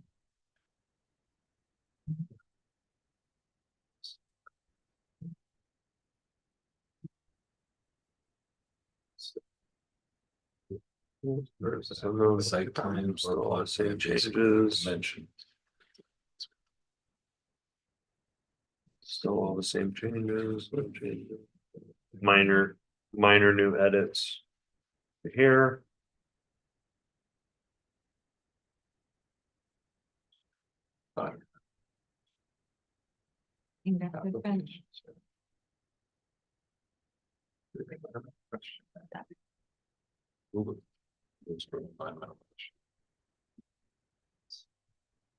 Yes, the suspension or revocation. So, Yeah. so. You have to, it's not a is lot there of a- questions, but- can you go back That's just a town- sec? that's town use, that's not- To make sure that there's no bond? Huh. Okay, no, that's It's fine. identified This as is your, this is your assistance. Or to build this out, then you're gonna take a look. So you have to. Basically, what they This is do The is- questionnaire, you This is your have to. application. Yeah, but the application base, all it does from the applicant perspective, you're paying $50. And you're giving up a site plan or a Yeah. plot plan and Sometimes it's Essentially, hand you bring- drawn, somebody will say, I want to put a shed here, it could be an engineer drawing sometimes. If they have a real project, or if it's something, sometimes it's just a, homeowner saying, I want to do something here. And then we investigate it. To see if there's a wetland on the property and tell them whether they need a wetland permit or a stormwater permit or both. Yeah, that crossed my mind, because I think there's reference to having an approved engineering drawing, Not on the, not for the. not for the EQ, Yeah, the EQ, sorry. no, that could be homeowner done. it says a site Okay. plan or a plot Plot plan. plan, which is that So that could be a hand drawn. Yeah, we take hand drawings all the time. So, yeah. maybe we could modify that and specify in the questionnaire that could include a hand drawing? Because I mean, 9 times out of 10, I mean, most of the time for the simpler project, it is a hand drawing. well, I mean, the point is you're giving a heads up by saying that, so somebody can try and do the least So they don't, expensive, so they don't go out and hire somebody. right? Yeah. And then they come in with the Thinking that they $50 need to- and then they say, no, that's not enough. Okay, you have to go to a level detail and whatever, but No problem. should put that in there, a hand drawing is potentially. It's acceptable, like what you're saying. Yeah, sometimes I'll just meet the homeowner out there and they say, I want to do something here and screen the property with them. Okay. Without even having a. Yeah, all the time. Yeah, that's what I'm getting, at a minimum of cost to identify what needs to be done and also improving compliance and education at the outset of the process. There's a dialogue that happens with on the intake of this form. Yeah. And with the staff, and they're very, very experienced on those things, and they help Yeah, make sure that oh, yeah, we're not. there's no stress over this particular. But adding hand drawing to the. To it and adding it to we have the same language on the questionnaire form itself. It says plot plan or something, you could say hand drawing would be suitable. Did Although you catch don't all want the- that in the larger, well, then again, if it's part of a larger project. Yeah, I mean, it's usually you're not. Yeah, you're not gonna pay for it. So you're changing all the performance bonds stuff to be consistent with the other. Yeah, the security, I think it was already changed. I think just that section heading. The heading only. Yeah, Yeah, I think the heading just Okay. got missed. okay. But yeah, and then so there's not any other subsequent revisions to what the board has already reviewed previously. Okay. So I'm gonna go ahead and close out of this one. We'll move on to the next one. I'll make sure to save this as a.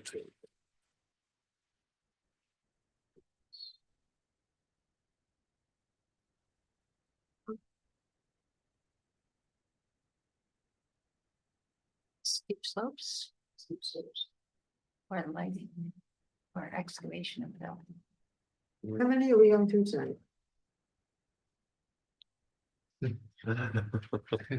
Just asking.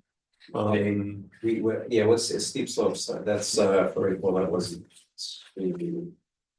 Gonna get a bottle of water out of the side. Yeah, yeah. Yeah, one at a Yeah. time. Something right there. I got a big chunk. Um.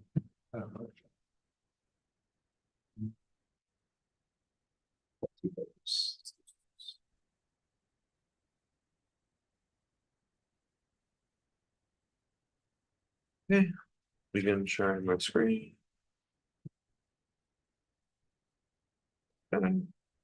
So now on the screen, we have a proposed new chapter 170A, 187A. It's an entirely new chapter, so any subsequent edits after which the board had previously reviewed should be shown in a certain color. So everything in this chapter is proposed to be new. You can tell that by the underlines. And then, so for example, here's a minor change, just getting rid of however in all cases. So now it's just in all cases. So that was one change, I think. But we did get some pushback from one person. At least, when we had. The I think it was local, that definition of steep slope, Yeah. 50%, yeah, they said that that's everybody's property, yeah. was basically their comment, is that it's just. For our town, 50% or greater. for our town, that could be Yeah, a driveway, yeah. it could be, that they felt, at least the feedback we've gotten so far is that it's too restrictive. Too restrictive, so, one of the subsequent edits that was made. Discusses disturbance, and so here it would be triggered when the cumulative disturbance exceeds 500 square feet. Which one is the steep slopes? Steep slopes, yeah. Yeah, I looked at, I think Bedford is 25%. Yeah, I think ours is 25. This is. Okay, so I'm gonna move on from disturbance and look at the definition for steep slope. That is not 15%. Oh, moderate steep, maybe that's. But I don't think there's any permits required at moderately steep. I think that the permitting comes in at very steep at 25%. Okay, that's. They did a, So that's basically, yeah. that's right, there's no permits required for number one, it gets kicked in at number two. When is it proposed this would go into effect? This would go into effect until you get adopted. No, I mean, in the timing from immediately from upon adoption. So so once this board, concludes its public hearing and adopts the local law, it's not technically effective until it is filed with Wow, the there are no- Department of State. But I'm saying, say somebody, as of now, there are no steep slope ordinances in effect. So let's say somebody has bought property with the intention of developing. So So all of a sudden you have, right, you have potential significant deprivation in the use of their property. In section 13 has pre-existing approvals and permits. Yeah. So there is some, I think it says something like try to avoid, I mean, Yeah, it's a very weak. As Jan was just saying, provision You with could try to avoid steep slopes. steep slopes, but it doesn't. Yeah. But yes, so if someone has purchased property and they haven't done anything yet. They might have to get a But yeah, permit. but kind of conceptually, if some applicant has something before the planning board and looking at everything and its environmental impact. The slope is gonna be a factor. It's a matter of just overall addressing the overall environmental concerns, right? Mhm. And it may be that, okay, when we're not gonna approve this because of its adverse environmental impact, it's on the lake or what, adjacent to a lake, it's gonna create adverse environmental. I don't know that we've ever not approved something because it's been on the steep slope. I think what we have looked at is how can you mitigate it? Can you adjust things? Can you move it? Can you put some mitigation in that And would? that would still be available yes, Yeah. in that's a right. dialogue here, Definitely. but this gives you standards now and which would Yes. kind of kick in, that's all. So it's process wise, it won't change drastically. And I think it also helps applicants as well to be aware of what's expected and it gives them some guidance as well. Some communities have regulations that state that you don't need a separate steep slopes permit if you're already in front of the planning board for something else. Probably to your point where you're already seeing it, you're going to evaluate it for environmental standards anyway, right? So I think that's kind of how your cutting or your grading provisions are currently drafted as well. Like, if you already before the planning board for a site plan or a wetland permit, you don't also need a steep slopes permit. Because you're ready reviewing it. So that's another. And it says that in paragraph A. It's under legislative filings, there's the last sentence which says that in all cases where the appropriate authority determines that total avoidance of steep slopes is not practicable. Such disturbance should constitute the minimum disturbance necessary to ensure the property owner a reasonable use of their property. Right, so does that mean they want to build a house? Yes. Right, it's not prohibiting. That's a reasonable use of their property, right, building a house. So then the question becomes what legislative problem you're trying to solve that you don't already have in the existing code So or you don't- existing process. You didn't have, the reason this came to be is because you don't really regulate steep slopes at all.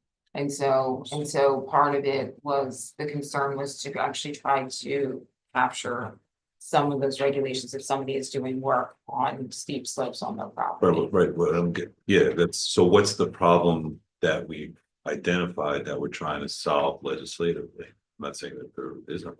But why do we need this as opposed to what's not working in the process or the existing regulation, existing process that we need to add this, that we haven't up until now? Because it doesn't exist. Right. No, but why do we, I'm saying, Why do we need it? why do we need it as opposed to, If not? they're not Well, that's the coming in first front of paragraph. if they're not coming in front of a board for any other reason, I mean, this would kick in.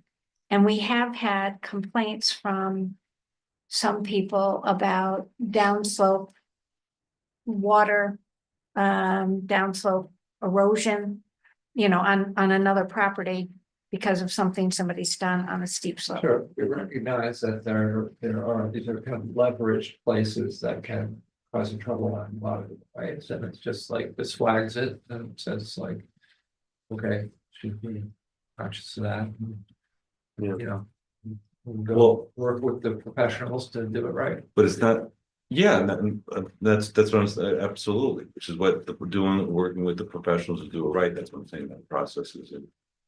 Yeah, but I think you There. can, you can also have a situation where you don't require any approvals and somebody just decides to go on the property and start moving. Land around or on a steep slopes or start, you know, basically, Has that been an issue? yes. I know of one, that Yeah. actually was a pretty big issue. So if they don't need to come because of a wetland or other reason in front of the board, and they, as Valerie just said, if they do something, it can cause a problem. And this now is attempting to address that. All right, so let's take that real world example Tony's talking about, somebody was. Yes. They were moving without, And they decided to bring in truckloads of dirt and they created a plateau basically. okay, And now they had parts of that newly formed plateau falling onto the neighbor's property, neighboring parcel. okay, so what would adoption of this provision do in that scenario that we don't already have available? Right now, In other words, Right, what problem does In it, this if it case, solves a it was- problem? It was disturbance of more than X amount of square feet. Yeah. I think that was the. the triggers for permits right now, are wetlands. Just take your typical residential property. You're only getting permits if you have a wetland on the property, or you disturb more than 5,000 square feet, you need a stormwater permit. Those are the two. So absent that, you don't need permits to do any sort of land disturbance, cut and fill or grading or steep slopes disturbance. So there would be no enforcement mechanism. I'm familiar with the case that Tony's referring to. The only reason why there was an ability to stop them from what they're doing, and get them to remediate it, was because they're over 5,000 square feet that triggered the stormwater permit. They were under that. I'm not sure how you would, there would be no right, they wouldn't have done anything wrong. But they did have a very severe slope and the fill went onto the neighbor's property. So how does this add to the legislative arsenal in addressing that? Well, if It requires you to you, come for. you permit would, before they you do would have disturbed a steep slope and triggered a permit. Where the case that Tony's talking about, it only got triggered because they're over 5,000. So if Right. you had 4,500 square feet of disturbance, but you're still disturbing the slope, there would be a regulation in place to enforce that. And you'd be required to come to the board before you did the work to get the permit. Yeah. So that could be reviewed.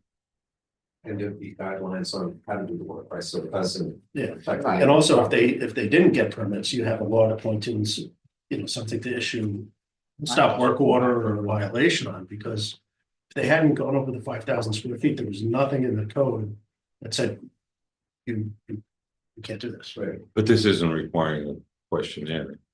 No, there's no the questionnaire only comes into play with the wetlands. Well, wouldn't that, I mean, it wouldn't be, maybe you incorporate that type of thing within the questionnaire It's a too? questionnaire. You could, I mean, you're talking about the threshold area that can trigger certain yeah. in this involvement by the case- town, so you yeah, have a in this wetland, case, right? You have a disturbance over a certain amount. Yeah.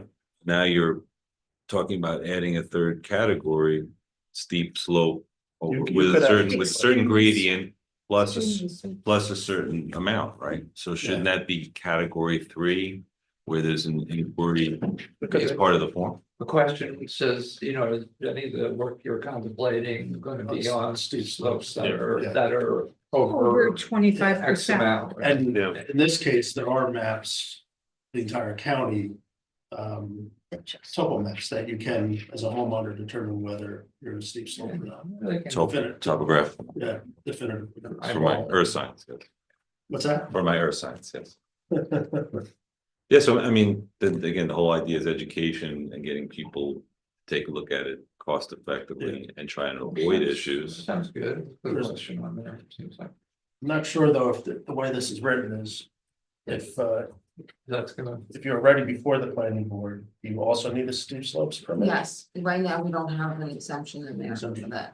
So you may, I mean, that may be, So add an exemption if you're already at the planning board, well, it's or up just me. to, it's a policy decision for the town board, but. So if it was exempted, does that mean that the planning board could still ask for the compliance with the? Right, so a lot of time, I mean, that's why sometimes, I mean, the communities that I know that have the planning board issuing at the same time. Mhm. Is just almost like a check the box on their application form, so Yeah. at least then the requirements of the additional information that might be required. Would be part of the Right. application. Yeah. So I it's guess that not, makes sense. You still want the standards, I guess. Yeah, you want the standards there, it's so we not like a can, two-step process, it would be at the same time. yes, No different Right. than the wetland and site plan approval. Our application Yeah. forms are like that. They have all the, a list of all the approvals at the top, and you basically just check the box. So it's no You're- additional paperwork. And here, based upon the educational component, where you have another reference that you could go to, you have the topographical map, so early on, okay, here's something you could check You could check that. for free and objectively verify whether you have an issue or not. Again, the whole thing, if you can educate somebody and they want to take a look at it, then they'll get sufficient information, know where they gotta go. And within the code, it does show clearly what the exempt activities are. And that it's requires permit over 25%. So there are some new review standards. Just to give more guidance. Right. So basically, once you're over a slope of 1 on 2, it's not possible to vegetate it. So that's what it's. You go over 1 on 2, you want to put a wall up. So just going back to the steep slope definition, so that minimum horizontal area of 500 square feet. Is there Does it say horizontal area? minimum- Horizontal minimum area, yes. horizontal area? Yeah, okay. It was 5,000, now it's 500. horizontal, I mean, like, I think here's my it's, slope, it's this area at the, no, I think it's, or is it It's in surface area? I think it's on surface slope area. definition. I think it's, You don't mind going back to that. spatial extent. I don't think that. Yeah, it's. But the 5, it did go to from 5,000 to 500. I think if the 5,000 was the threshold, that would be a lot of steep slope disturbance. Mhm. I'm not sure that you would capture any applications Well, that that's. way, because I think it was, Square feet. Horizontal area, 500 It's is like 20 by 20 or 20. yeah, I mean, the number is totally up to the board. I think the 5,000, that is such a significant area that,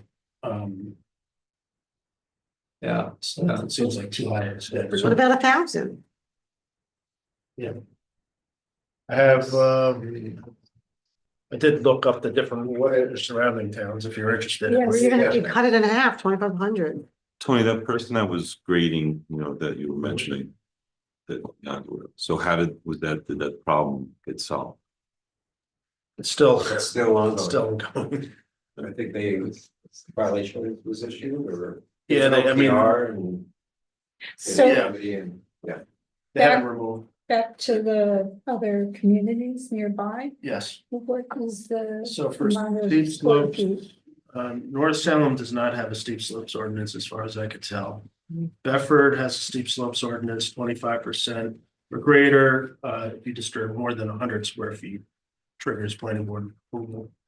And Pound Ridge is 25% or greater, 500 square feet, triggers the planning board permit. So you're, So why So should we're we at- be, so we're at so we're being the 500 most square feet. onerous of, no, you're 15 being less, probably. less onerous than Bedford, and you're the exact same as Pound Ridge, and everybody's more onerous than North Salem. Yeah, but your standard is right now, the way it's written is 25%. Is a steep slope and 500 square feet of disturbance triggers. the It permit. says 15% or greater. That is, Top to bottom. Yeah, that's the definition of a steep slope. And then it's regulated for very steep slopes and extremely steep. Okay, so So the number regulation, one- that, yeah, Yeah, I I didn't don't see know. that. It was is there a 25%. benefit to having number one?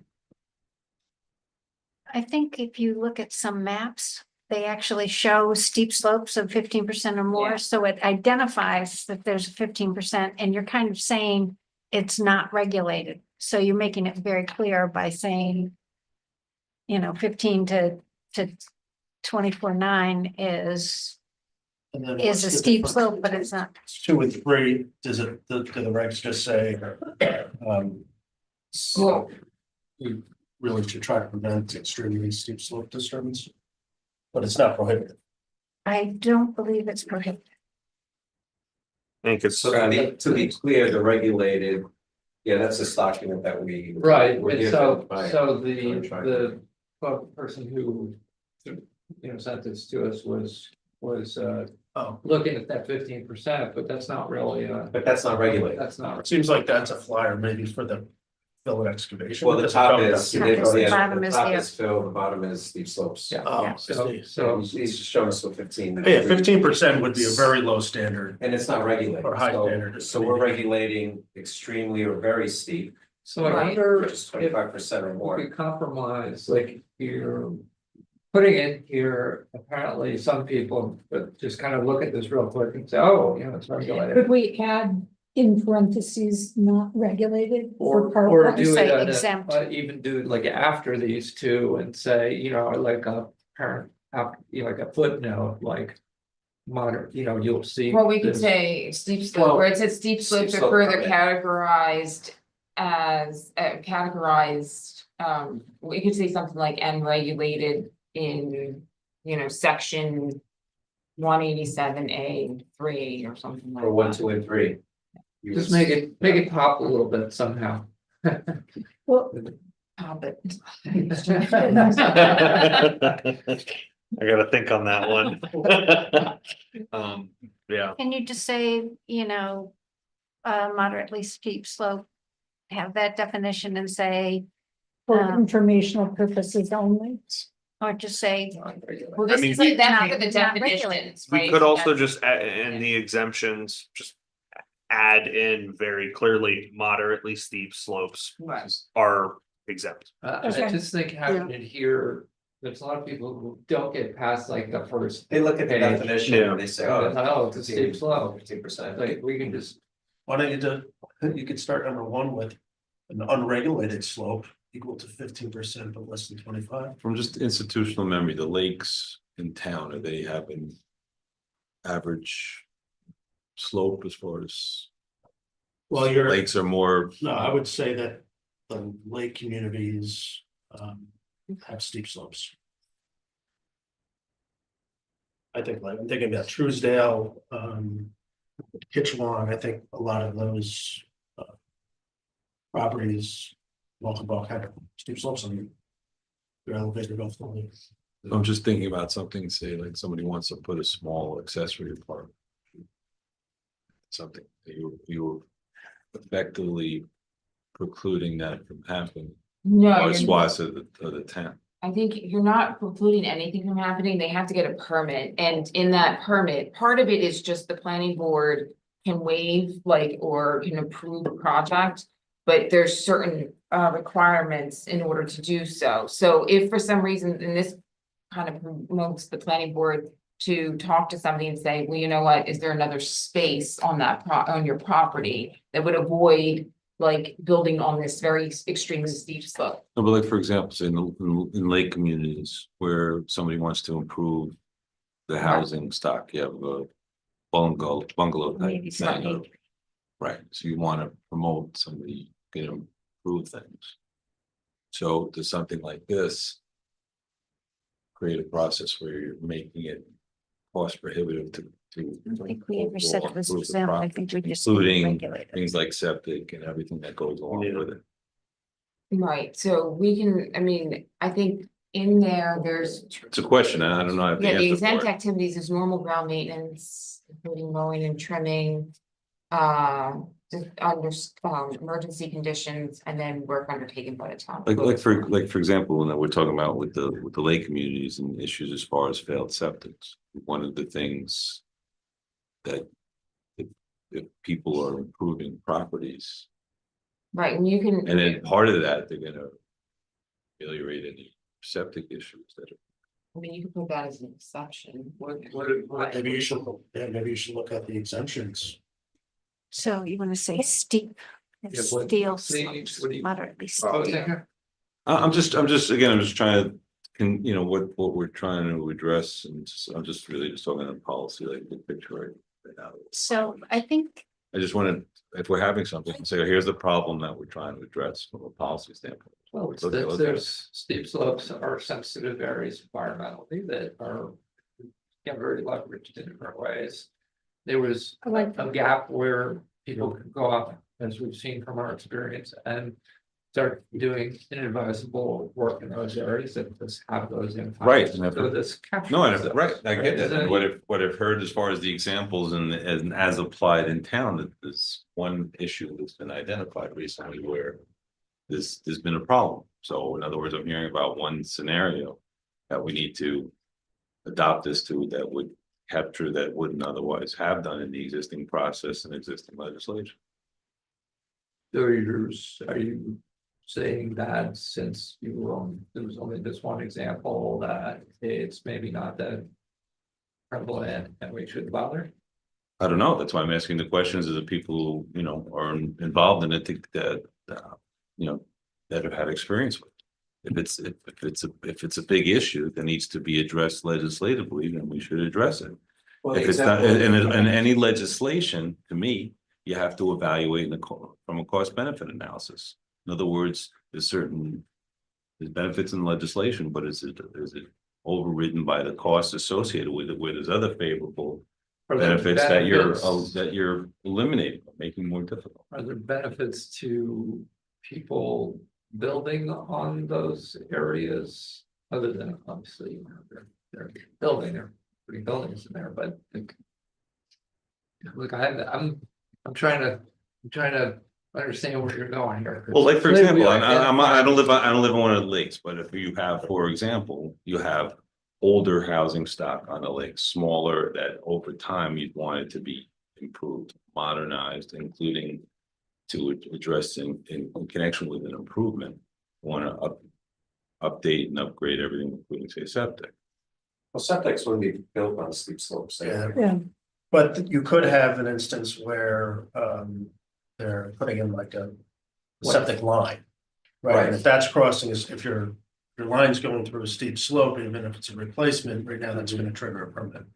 Because there's no exemption for it.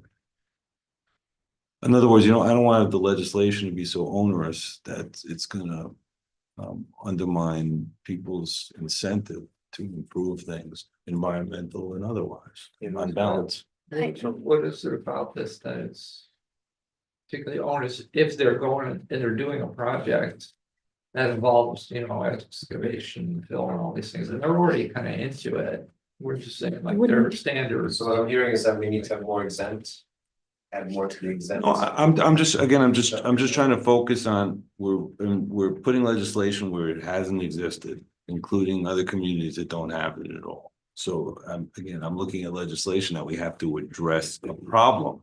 We have a legislative intent and we're trying to address something that needs to be addressed. And I'm not hearing here that, okay, for example, over the last period of decades and all the people that have lived here a long time, here's a recurrent problem that comes up in zoning and planning or environmental or otherwise, that we need this legislation, which we've never had before, and that will help to solve the specific problem that we've seen over and over. I'm not hearing that from anybody that it's present. Well, we do have a couple of, again, so we use moral suasion almost when somebody comes in with that project. And they want to do something that's on a steep slope and we say, can you look at something else? But if they really want to do it. No, I know. Well, having sat next to you for a few years and seeing how effectively, I mean, the point is the planning board is very effective in accomplishing the goals that it's doing. Yeah, so this would help with that, but I also would say that we have seen. I mean, I don't know if I'm hearing the same situation that Tony and Jan have talked about, but I have certainly heard about, well, actually, I've heard about problems in two different communities, two different hamlets in town, so at least one is additional. Where, people downslope tend to complain about something happening, water coming in or erosion coming onto their property. So does it happen every week? Certainly not. Is this something that seems to be in accordance with what the direction of the comprehensive plan, as I understand it, encourage the town to do? Yes. Also, is best forum speaks to as well. So, It's not. It's more than 5,000 square feet, right? I'm sorry? 5,000 You square won't feet, see them, you won't see it unless it's more than 5,000. but it helps. I mean, anything that slows runoff and erosion. But it will increase the number of applications to the planning board for sure, because right now the only triggers for residential is if you're on a wetland. So there will definitely be more applications. But the example you gave about the line being replaced or Septic, yeah, redone, you're saying. septic, right? Wouldn't that be covered or addressed by other would the be covered by other applications that they have to fill out for doing the rebuilding of their septic? I'm not sure. Would I think I know what you're saying. So I, for example, have a septic tank, and then Right. my septic field is lower. So the piping that goes down to the septic field is 15% or probably greater, 50% slope. So if I had, to your point, if I had to redo that, would this? if you had a slope and you're over 500 square feet of disturbance, so if the trenching replacement of the pipe created more than 500 square feet of That disturbance, you wouldn't need be- to go to the planning board. Right, That's the way it's written right now. right. It's But in that disturbance. case, yeah, but in that case, I don't have to worry about the steep slope section of the code. Not If because. you're over the 500 square feet, you would. Yeah. So here's a model. So if you wanted to, in other words, promoting, for example, policy that people are going to proactively replace an old septic system as opposed to not. So, okay, I'm not gonna do this. I'm not gonna take this planning process. Very high, the planning and everything else, say it's, I don't know, $25,000 to put a new septic in. And if you're adding a component of it, it's gonna cost you an extra $10,000 or $15,000 on top of the $25,000 cost. Due in time, you're making it potentially cost prohibitive, or certainly not encouraging people to do something that's gonna have a positive environmental effect in the most cost-effective way. You want people to feel encouraged to do it. That's part of the reason when you can, like we talked when I was on there, as far as doing things administratively. You're accomplishing the goal that you want, but can you do it administratively to encourage people to come forward when they have an issue? But in exchange, you're gonna be able to do it quicker and more cost You effective, could while put- accomplishing the environmental goals that are important. You can put an exception for repair, replacement of something. Like in kind replacements. Right. I believe there was a similar exemption under wetland. Wetlands. Yeah. That we Yeah. just We'll looked take a at? look at the exemptions in the wetlands ordinance and see if any can be applied here. for your kind I of just pulled up a smaller model regulation, and it does say that the purpose and intent includes reducing pavement. Building subsidence, blah, blah, blah, one of them is also to comply with New York State pollution discharge effluent system speedies permit ordinance. Is that? I don't, no? I don't see the correlation. Yeah, I don't think that would be, because speedies are usually when you have discharges into water bodies from, for example. Wastewater treatment plants, Yeah. and so they go through their sanitation and cleaning process. And then they discharge into the Hudson, and hopefully at that point, it's clean water. And so if they exceed the effluent discharge, then you can get in trouble for that, so that's a. You could have different, I guess, I'm actually, hierarchy. you're losing me, it's been 2.5 hours, I'm kind of done. Right, but I would We- certainly, Another session. Well, yeah, we're Last gonna time. do another session, but we We're not wanna, gonna finish this. we wanna just, to sort of finish, or to sort of Yeah, address finish this, this I think we could add an exempt statement that says, I think you started to say it as for repair or replacement of an existing septic system, wastewater. Could we On-site. use similar language that we already have in the wetlands?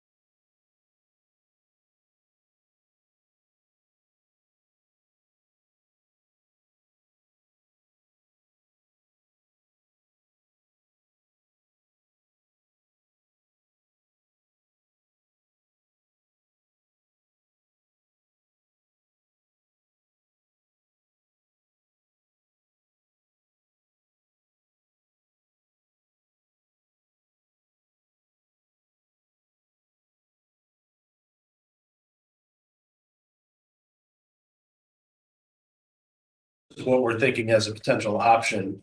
Get some agreement on kind of the nuts and bolts of it before you go in and start, Yeah. you know, doing all the legal, Yeah. you know, because that's a lot of time and effort. So I could put together like a little one Like- page or like, here's an option, Right, or a couple like a- different options. Like a decision tree type. Yeah. Type thing. Okay, I like that. And are you okay doing this and not having it come back to the planning board, or do you believe that the planning board needs to relook at this? I don't. Well, it's up out. I don't think it needs to go back to the planning. board. Yeah. Yeah, I think we're, I think, sure, yeah. Right? I don't think it needs to go back to the planning board again after it's reworked. So I'm just trying to figure out now whether we need to put something on our February agenda for this, and I think until it gets a little more. Yeah, I would say let's review first what, These are, and then yeah, if it's, I mean. making this, they're having discussions Say that that it's. stem from the Oh, planning board. it's my cord, sorry, I just didn't want to. Mine's kind of okay space. Okay, Right. so Right. we have another work session. Yes, we are, yeah, we're gonna have a work session, so we'll, Segues to your announcements. we'll, yeah, we'll work on that, so. All right, so the next meeting is town board meeting. And Do you need me to look back? yeah, we'll probably be a town board meeting, but we may, we'll see, it may change to a work session, we want to continue this, but I have to look and see what the agenda Yeah, looks you can like. take it back. But it'll be Monday, February 24th at 7:30 It could be both. It could be both. If we need, you know. If it's a short meeting, 20 minutes for regular Town board, business. yeah. And then. If you do the 24th, I might have to, like Zoom in, if that's. yeah, that's fine, yeah, or we can also look at, I mean, no, it's fine, it's just that I have another meeting, Yeah. in Doxbury at like 5:30, Okay. so I should be done by like. You know, what I mean, in time for like right, this, but I'll just have to get on probably online as opposed to getting to. that's fine, yeah. Maybe we'll find out what our start. Unless we have that, you know, regular session for half an hour. Not really. Remember, you starting have the this public until hearing. 8. You Yeah. have to open until 2:24. That's Yeah, correct. so we'll have to, so we'll have to, keep it open. Yeah, public comments. Keep it open longer Longer, yep, for our friends at home. okay, so, that's all I have, so we're not, do we have any, Terry, we don't have any executive sessions?